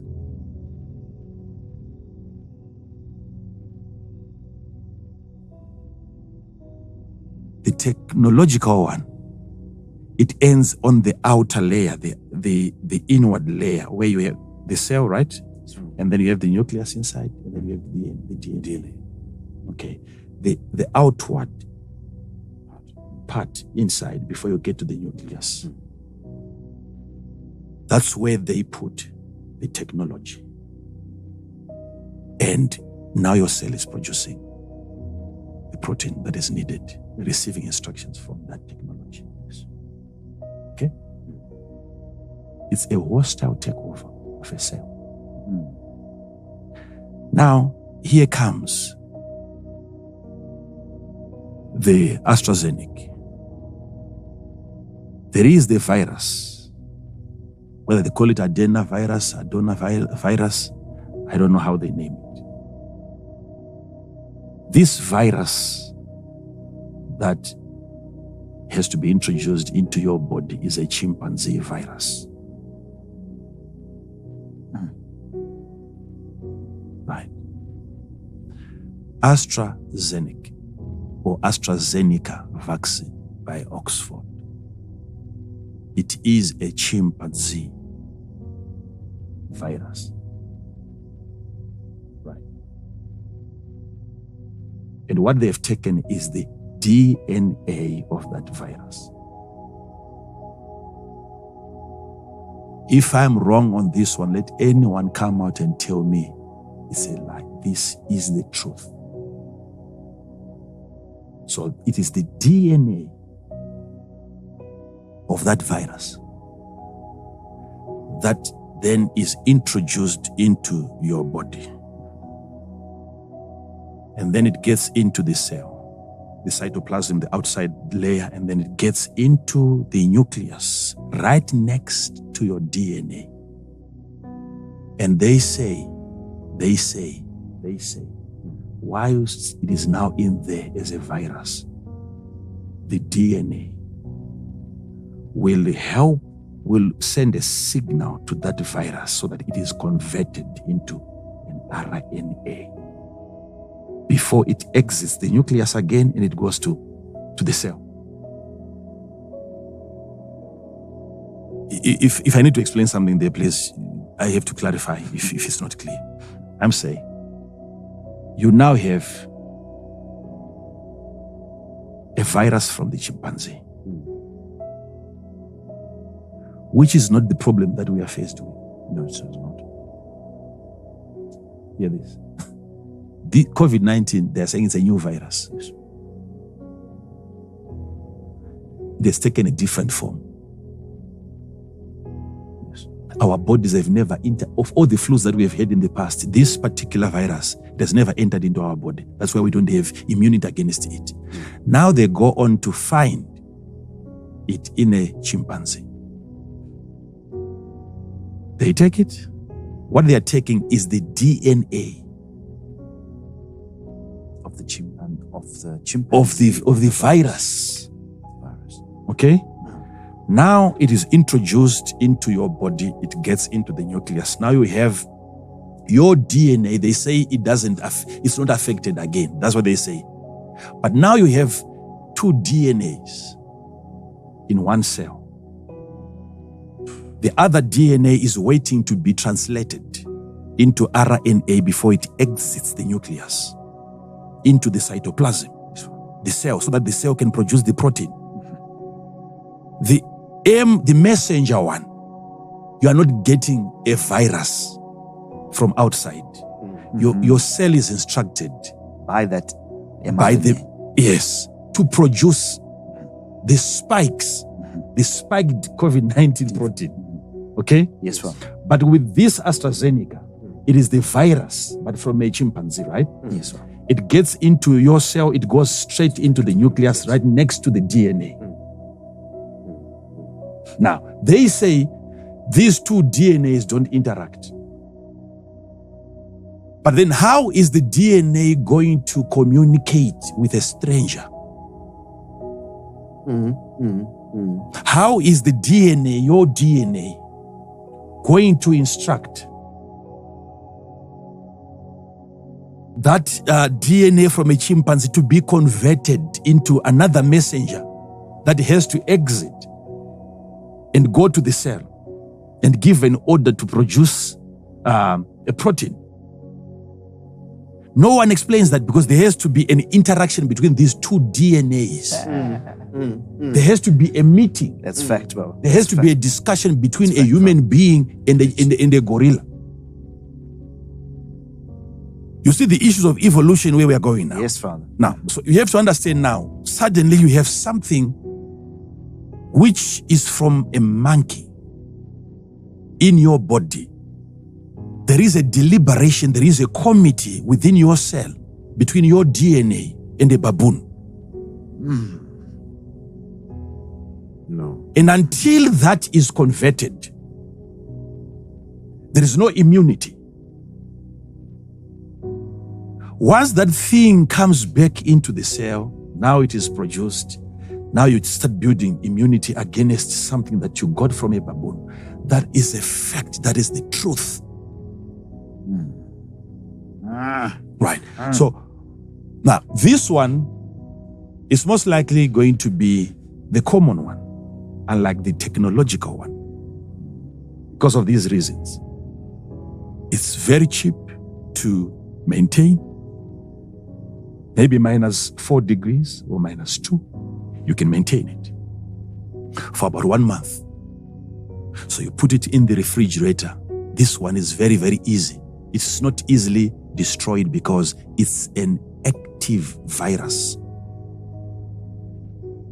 That adenovirus, it's an active virus that can still survive those temperatures. Okay? Because it is that cheap to maintain with the infrastructure that we have in Africa. Okay? And it is the cheapest as compared to the 2 other vaccines. I want people to follow this. It is the cheapest. Maybe $3 or $4 or so. The rest are over $20 short. So with our temperatures in Africa, would rather get the Astrazeneca. baboon DNA, yes, to Africa because the temperatures and also the price. Follow this. Everything that you buy, you must understand, if there is an expensive car and a cheaper car, the cheaper car, there is a reason why a cheap car is cheap. You can't tell me this is the same. No. You cannot tell me that. No. I'm old enough to know that if a cure is expensive, there is something that has been put into that cure that you don't find in a cheaper one. That's a fact. So, with the Pfizer, that's the most expensive one, even to keep. Very, very, very hard. -70 degrees. -70 degrees Celsius. For you to just maintain it, you need a lot of nitrogen in it. Okay. So before you get your order in Africa, what you require is first the infrastructure. Where do you keep that? And it's only for 6 months at that temperature. So your exercise, if it goes beyond 6 months before you finish vaccinating your people, you have to discard all of it. It's no longer the same. So let's say you go for the most expensive $20 Pfizer, and then you don't have enough infrastructure, adequate infrastructure to maintain, to keep it, then it is in your hands. That's where I said, you must ask me if I say, you are going to be destroyed by this thing. Be very, very, very careful. It's because of all that. You don't just look at the vaccine itself, how it was made. Wow, Father. Do you have what it takes to maintain the technology under the required temperatures? Do you have that in Africa? No. It may come to Africa, it will stay in containers. And you have that put into human bodies. It's a different thing. Totally It's different. no longer the We understand ourselves. This is why I'm saying we have to be. What they have created is meant for certain environments that we don't have.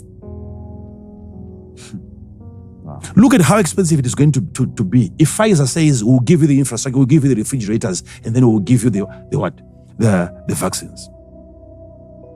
How many are we? And for how long?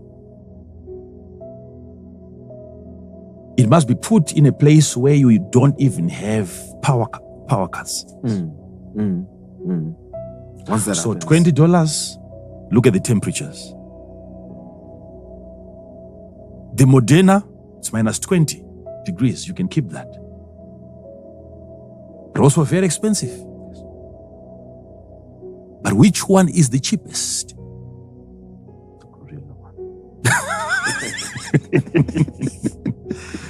Oh my God. The adenovirus from a chimpanzee, which is a living virus. And they didn't tell us that it looks exactly like the COVID-19 spiked protein. They are not telling us that. Now they're telling us they've just found something. Okay? All right. So if we now have that, here's the question, the biggest question. So where do you think that this thing is going to affect the people? At what point? The maintenance. Look at this. My advice that has to be registered in the minds of the people listening to me. You have to understand this. Hear this. Hear this. This has nothing to do with either you love me or you don't. True. I have my wife that loves me. True. Please hear this. Do you know that there is what they call food poisoning? Where the food poisons itself. There's food poisoning where somebody gets poisoned and he puts poison into the food. And there is where you have the food. You have put all your spices and then you let it bask on the sun. It can turn out into becoming poison. True. You eat it, you die. Yes. You try to sue the maid that cut the tomatoes. She'll tell you, my tomatoes are okay. The spices are okay. You test everything else. You say we are ready for the vaccine. But do you have the right temperatures that will not convert this thing into something deadly? If you don't have that in Africa, you are getting something that you cannot maintain, something that you cannot keep. The same way that we got everything that we got from the whites and later on failed to maintain it. Hear this. So, I thought it would be necessary. Maybe this is my last day talking about this. Next Sunday, we are getting into the theme. Help us, Father, help the theme. us, help us. I promise. I won't come back to that. You just have to keep on listening to what I've already said. I'm done with this one. What I'm telling you is this. Okay.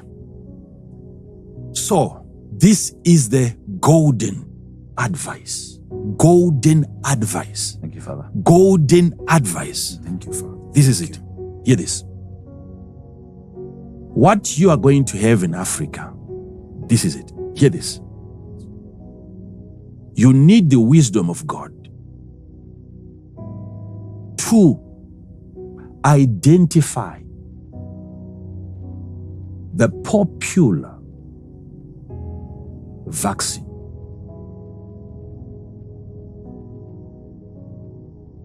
The vaccine that they have preferred, they have. Who are they? Them. Who are them? They. You must understand who is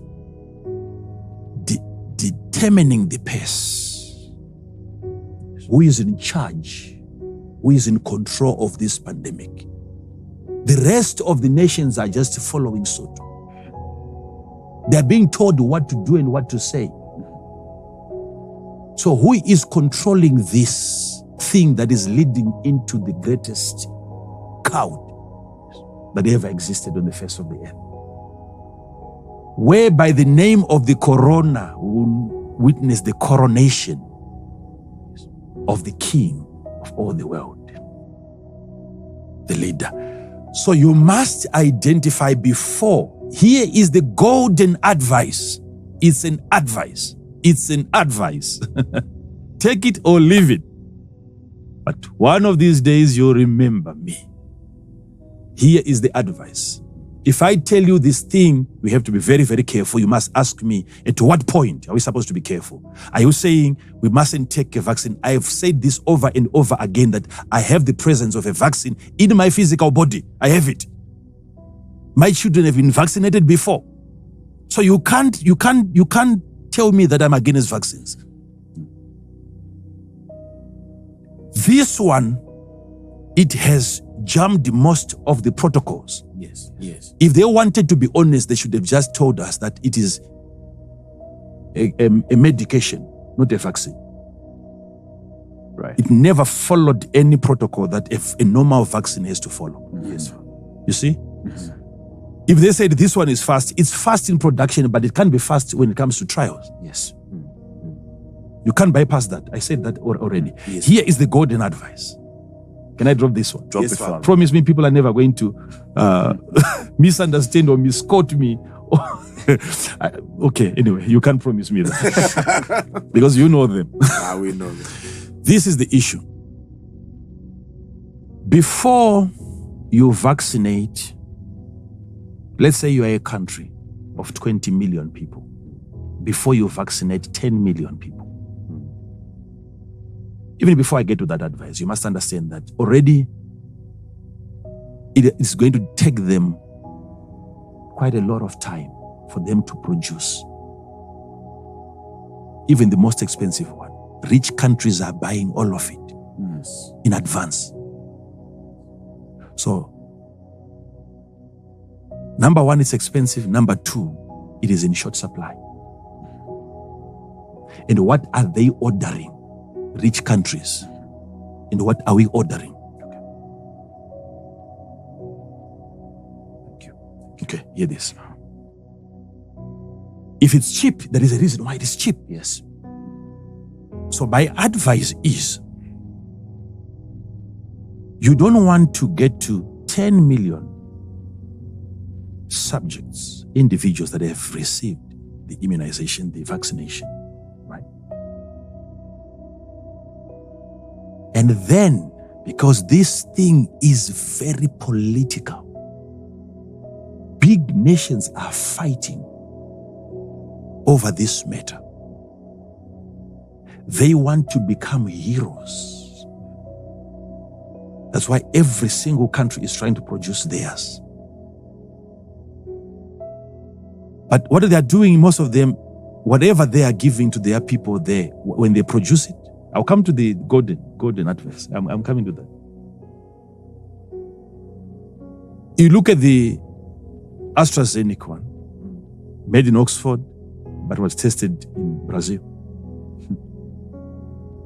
Close to 9,000 people there. Some are still receiving it before it goes back to few people in UK, but most people outside. Then it comes back to them. Okay? But look at this. If these vaccines are not going to have devastating effects on the people, then you will know it has passed all the trials and even a 10-year period, even before the pandemic was announced. They are deriving their confidence from that knowledge, but they can't declare it publicly. If it doesn't kill people, if this thing doesn't kill people, mRNA technology, they say it has been in use for more than 10 years now, but not on vaccines. Is that true? They're trying to balance that now. If we say we have tried it for 10 years, they will say this was before the what? The pandemic. Where is their confidence coming from? If it doesn't kill, it was around for some time. So hear this now. Because it is a political theme, not just a normal disease, it's a political theme. By political, I mean there are people that have instructed individuals and hospitals, doctors have been, you see, okay, let me leave that part. Hear this. Hear this. We have to close this. Furnish us. Father, this is what we're here for, Father. It's intense, but we can take. This is what we're here for. All right. Look at this.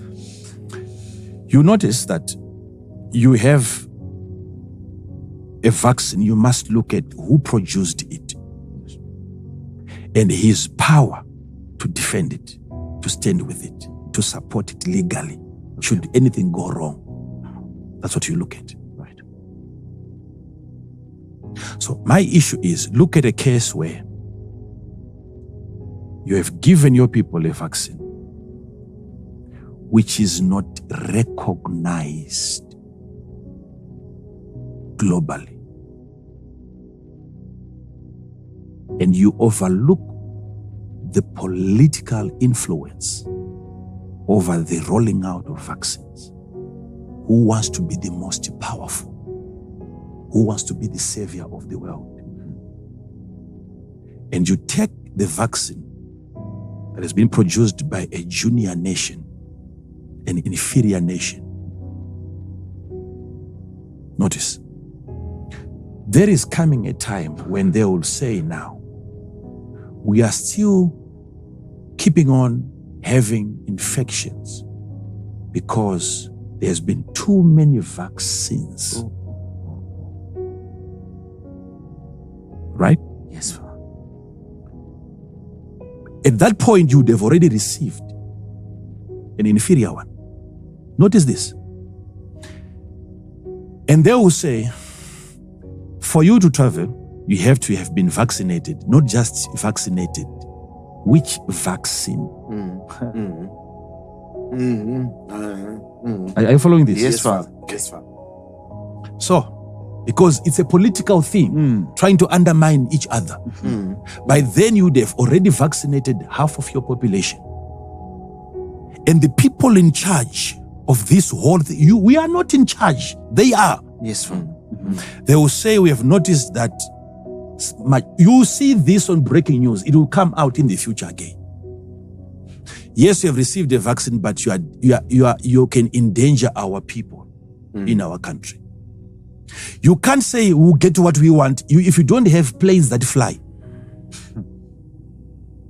Then you have to listen to the people who have most of the planes. Yes. Which vaccine are they going to accept at the airport? You must be able to foresee and predict that.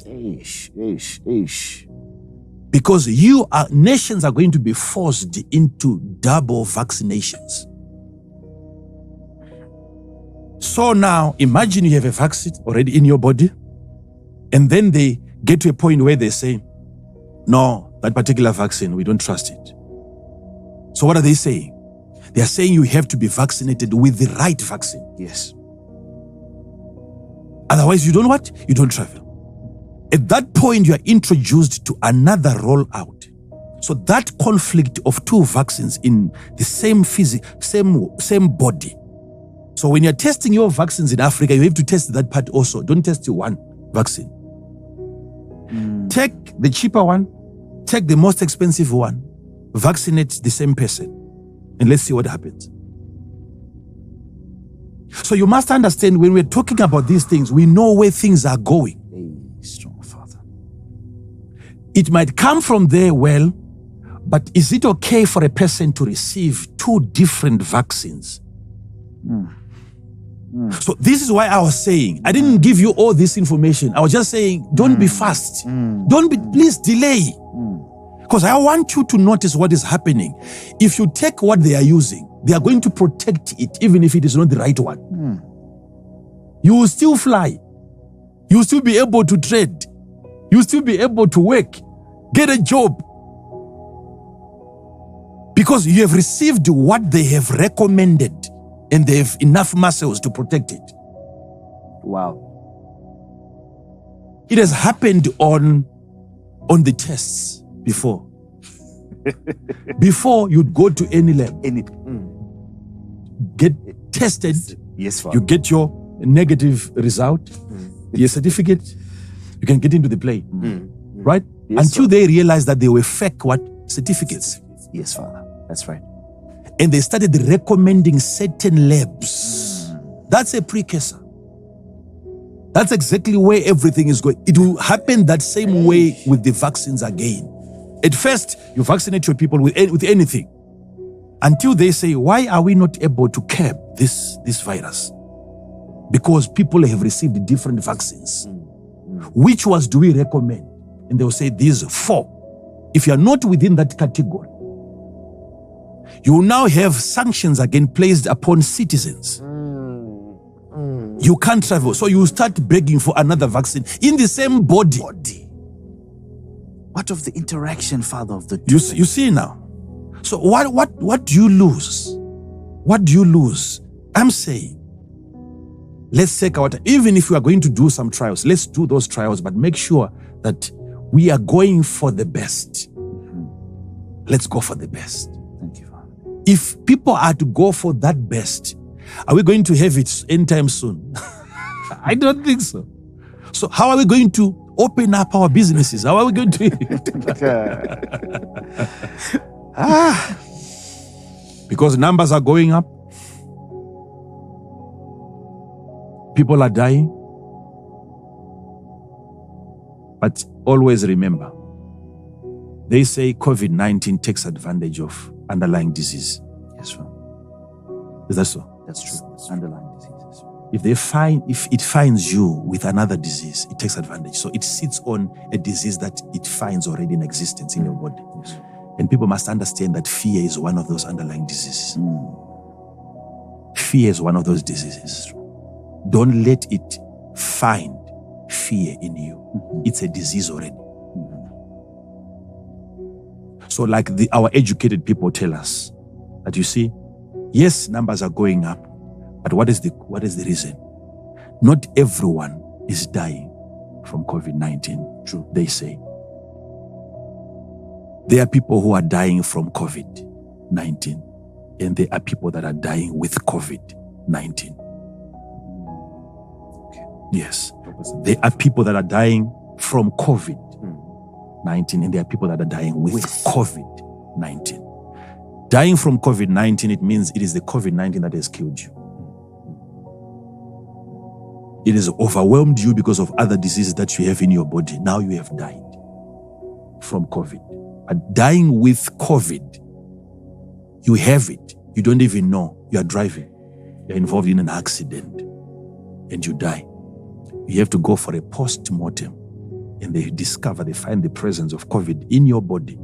You have died with COVID-19, not from COVID-19. But all those numbers, according to them, they have to keep on piling up. Everyone is dying from COVID-19 to justify the rolling out of a product that will keep on getting consumed. And the world has now become their market. Wow.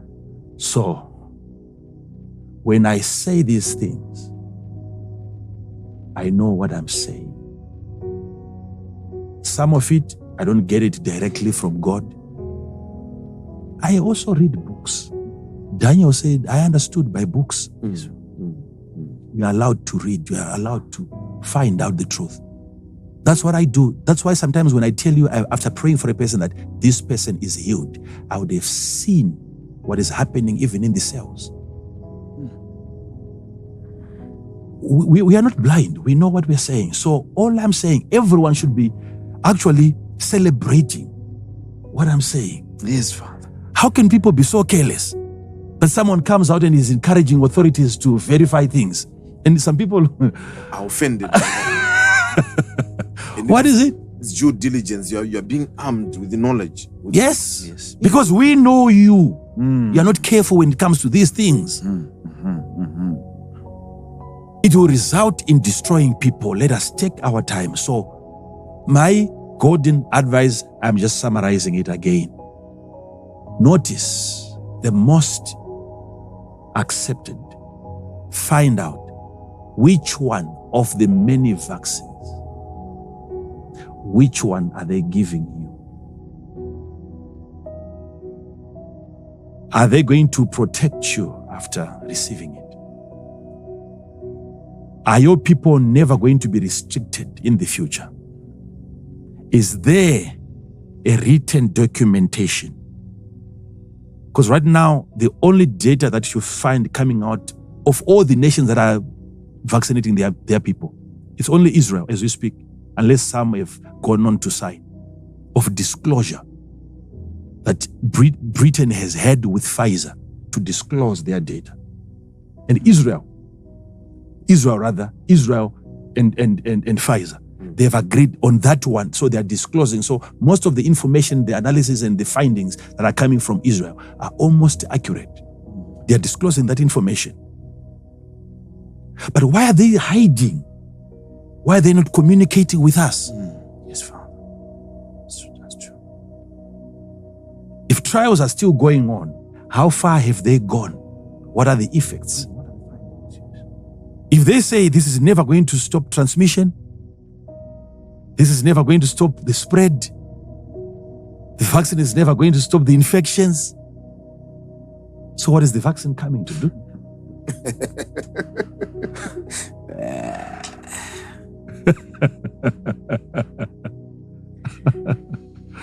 You see, so let us be wise. Thank you, Father. I'm saying this because as a shepherd, I have to restore a soul.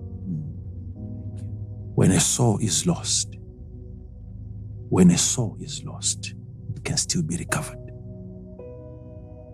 So if people tell you that it has nothing to do with your DNA, it has nothing to do with your genes, it has nothing to do with, my brothers and sisters, you must understand, it's not hard. These guys have been around for a while. They now know how to control your phases and your periods and your moments. Your preferences can be altered. They have been doing this over and over again. So what I'm encouraging you to do, because I know this thing is too big. This thing is too big. President Trump tried it. He couldn't succeed. He couldn't. Now they have the new leader. So what are we saying here? I'm saying, after all these years,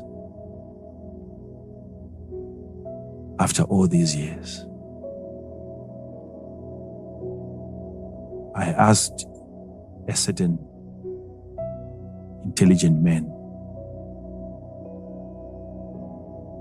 who wanted to understand more about the prophetic and where we are going as nations. And I asked him a question. I said, "Sir, do you know that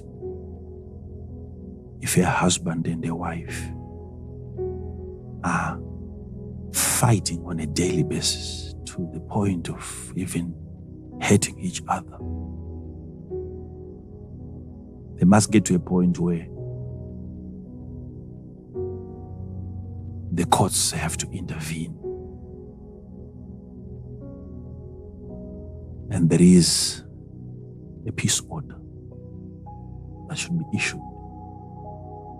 So that these people, they either stop living together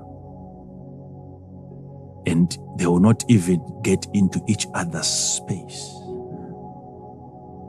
The government should come in and separate the two, lest the other dies." Are you following? Yes, Father. So when there is such a document that separates the two,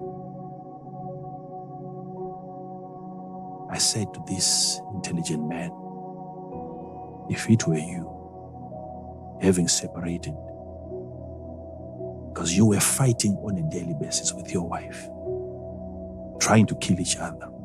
Thank God the courts came in on time and separated the two of you. Now she's living in a separate apartment, hundreds of kilometers away from you.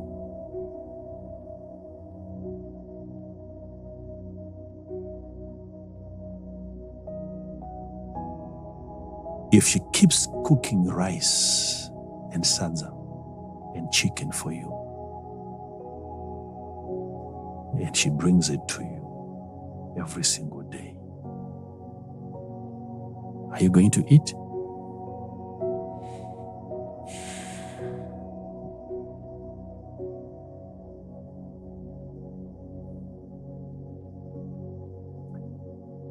You see the way that you breathe, that's exactly what he did. You were fighting, almost trying to kill each other every single day. Now she has walked away from your life. If she cooks for you, are you going to eat? I said, no, I won't eat. I said, why? She was trying to kill me while we were together. And I said, we have had a very nasty divorce in Africa.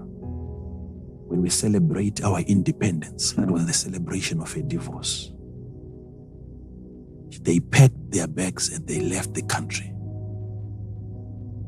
And from there, they are cooking vaccines for us. And we are ready to eat.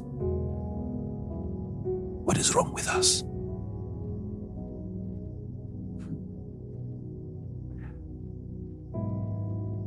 Am I saying their vaccines are poisonous? I'm saying we had a dispute, we had a quarrel, we had a misunderstanding with this wife. That's all that I'm saying. Even if there is no poison in the food, are you going to eat?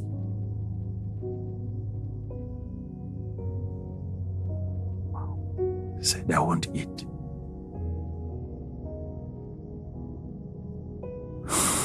That's exactly what we are seeing happening now.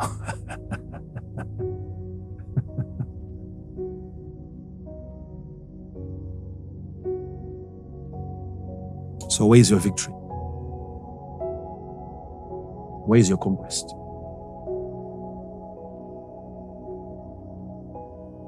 So you believe you defeated your enemy simply because of the use of a gun? Is that the only weapon available? You defeat him and you let him cook for you. It's not enough to attain victory. You need to sustain, maintain that victory. Because the enemy that left your territory still wants to come back. They want their children to come and occupy that space that you're occupying. It's not about people receiving a vaccine and then everyone is dead in one day. As we go, you will notice a different breed, uncontrollable people. Baboons will begin to manifest. Why? Because we have tried to bypass the message encrypted by God into our DNA. Now here comes another messenger. A new preacher has been discovered. Messenger, they call him a messenger. A messenger has been invented who gives information to your cell to produce what has never been approved by your DNA according to God. Now, there is a message in your body. Let's see what is going to happen. So, my final word, know what you're taking into your body. This message is not for me, it is for you. This message is not for me, it is for you. There are many people out there with a lot of money, pastors, with a lot of money. They will never receive this vaccine. Whatever is needed, if somebody could get a false certificate of COVID-19 test, people still can get whatever it is, whether it's a passport that they have been vaccinated. Yes. As long as you have money, you can get anything. Don't lie to me. There's corruption all over the place. People will still get certificates that they've been vaccinated without a vaccine. True. So don't think that people are so much afraid. They don't know what to do. We are going to die. Not everyone is going to be destroyed by this thing. But this message was so that we protect the poor by seriously considering and analyzing what we are about to give unto them. Yes. If that takes place, who doesn't want people to be free again? We do, Father. Look at the message that we'll be receiving from our people. They are saying we are missing church. Yes, Father. Oh. Yes, Father. Yes, Father. So I should be the one saying, please bring it on. Yes. Yes, let's have it as soon as possible so that we go back to church. But we are saying, let's take our time. Let's take our time.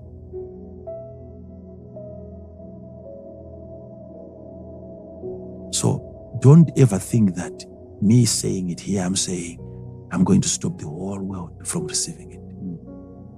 They're never going to stop. But what I'm saying is, investigate this food. Analyze this food. Some of the countries that really would love to protect their people. Some, they'll go to extents where they'll order it and throw it away and give their people certificates. It will get to that point, I'm telling you. It will get to that point. Why? Because this is a disease that we have already started mastering. We have mastered it. Today, before you get a vaccine, you can go to the hospital today, take your blood. If they can find some antibodies already, if you have had COVID-19 before, already you have some antibodies against it. So there was no need for you to be vaccinated because the presence already, you are immune to it. Yes. But still they are saying you have to have a certificate, you have to be vaccinated. What for? Yet your body is ready, geared up already for it. How come I'm already immune to it? Because the Creator had already put that in place. There was a program already in me.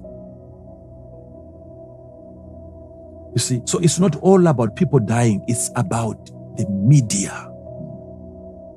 The media. After the vaccinations, a different instruction is coming, like I said. Yes, Father.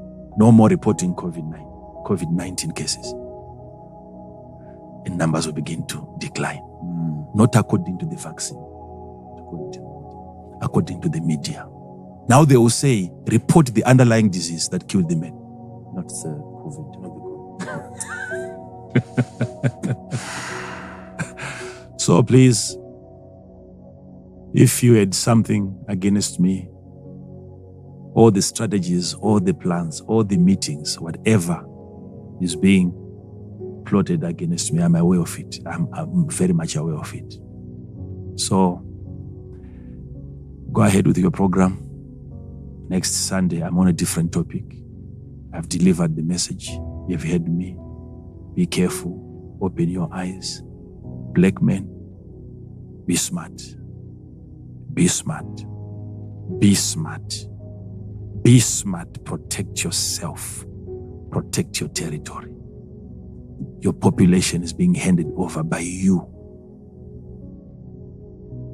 to the world leader that is coming. They'll be controlling your people very soon. Be strong. Be as bold as a lion. And don't allow the enemy to take even a single person from your hand. Don't allow the enemy to do that. In other countries, they would have subjects, people who are willing to be tested on. They'll get some money. 20,000 pounds, 100,000 pounds, 200,000 pounds. You get vaccinated, you get some money. You get vaccinated, you get some money during trials. But it's an expensive experiment. So let's have countries that are willing to have it without getting paid. And we see what happens from there. So be strong. This is not a lie. This is not a conspiracy theory. Please, this is a reality. We must have access to our own herbs, our own local scientists, our own doctors can save us. They can do well for us. They can protect us. I'm not saying let's start working on a COVID-19 vaccine now. No, quite a lot is needed for us to even establish the industries that will then produce it. It's not practical. We can't produce it now. But I'm saying let's look into the future now and say, what if we keep on getting these viruses coming? Let's support our own scientists, our own doctors. Let's put a lot of money into those discoveries, into research, until we take what God has given us from the ground, from the trees, and then we protect ourselves from something that we have cooked ourselves. That is my word. We need something that we have cooked. We have it in Africa. Is that hard to understand? No, it is not. It's clear as day. Is it against our people or is for our people? It is for our people. Yes. Let us look after ourselves. Let us stop believing in these people. It's not safe for us. It's not healthy for us. that is my word for today, pastors. Thank you so much for having me. I think from next week, we'll be enjoying services. Thank you. Wow. Wow. Wow. Father, if there's ever been a message that is so intense, I think this is one of them. Obviously, a cause for concern that is coming from the simplicity that you have brought this to the fore, though informative, though a bit complicated to a certain extent, but I think you have tried to simplify it, Father. I'm wondering the level of activity around men's DNA with unverified ways of trying to intrude one's nucleus, one's DNA. It has brought another dimension to my understanding. And the practicality of the message, the relevance and the timing. Sometimes information comes to just inform, but this information has brought me to that point where I feel like extending my knowledge even further. And thereby, it serves like adrenaline, pushing me to go that extra mile and try to understand what is really happening around me. My Father, this message, this warning, this advice, it shows your selflessness. It shows that part of you that is willing to sacrifice yourself, your family, for us. And probably that's the anointing, preaching the gospel to the poor man. But Father, I really want to thank you. I really want to thank you. A lot of controversy has been taking place. But Father, bringing it to the fore, trying to make us understand that it is for our own good. It's amazing the power of the media, how we end up fighting against ourselves because of lack of knowledge, because of ignorance. But Father, you are trying to equip us. And not just equipping us, the level of aggressiveness of your trying to equip us, despite all that is going on around. You are amazing, Father. Thank you so much. Thank you so much, Father. You're welcome. We also thank God for that. Indeed. Pastor Chikuni has said it so well, Father. He has said it so well. Thank you so much for these deep insights. Thank you, Father. There we have it. The Lord has spoken. If I were you, I'd go back and I would listen to this once more and over again. What a powerful message. Indeed. Till we meet again next time. Shalom.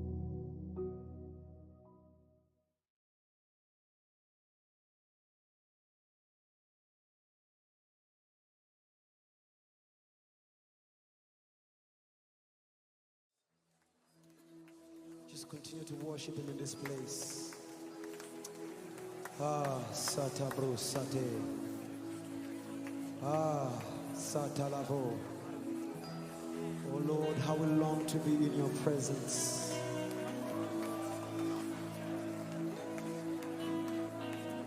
Oh, la Sebrusa Kenandelas Volavrush.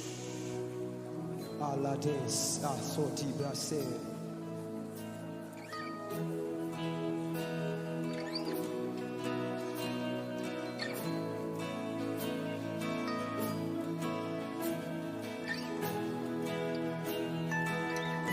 To be in your presence, oh Jesus.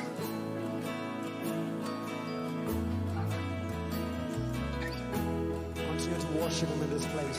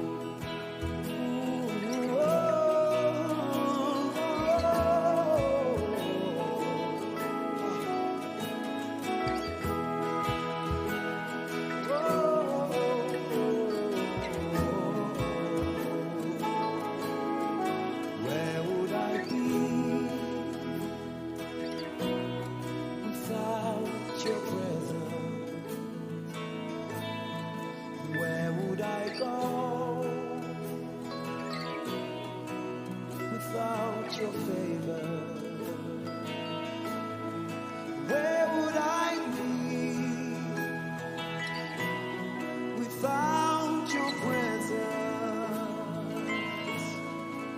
in your presence, in your presence, in your presence,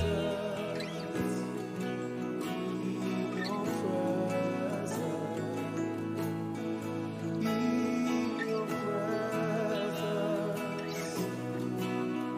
in your presence.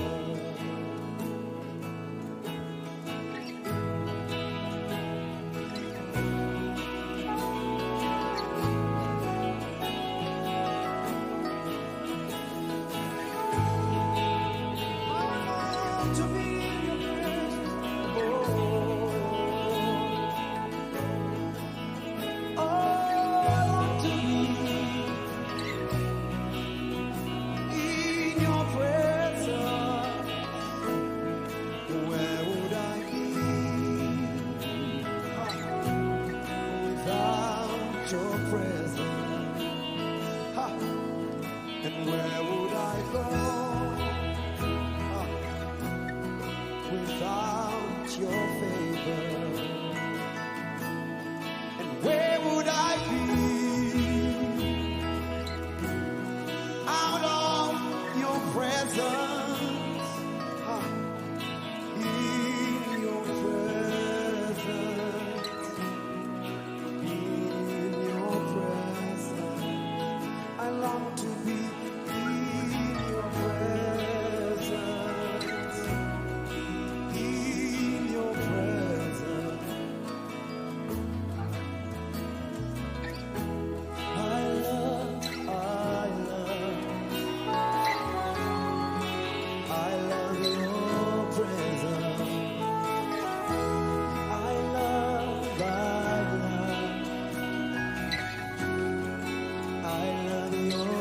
presence.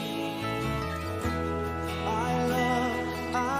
love. Come on, sing it.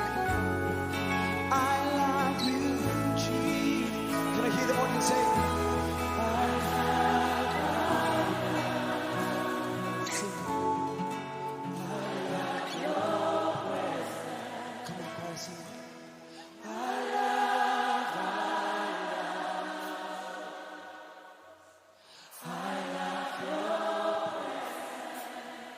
Sing it. I love your presence. Sing I love you, Jesus. Sing I love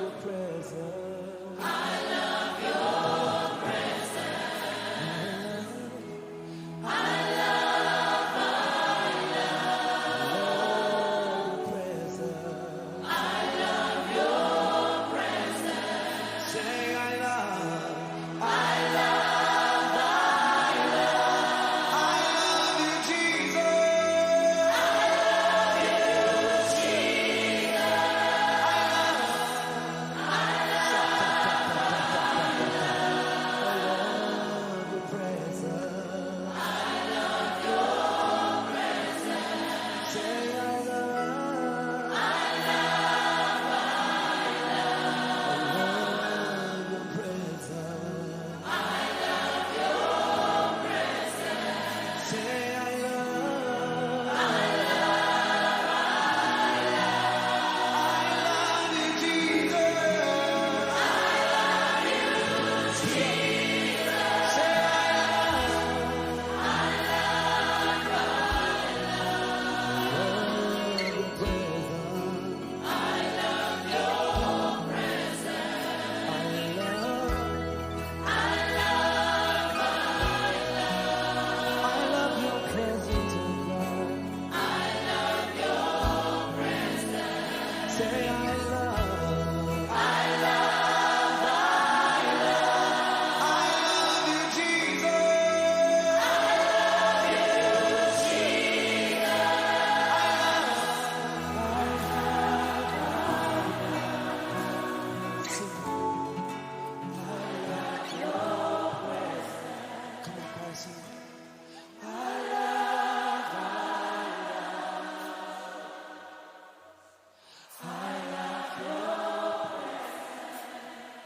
sing it.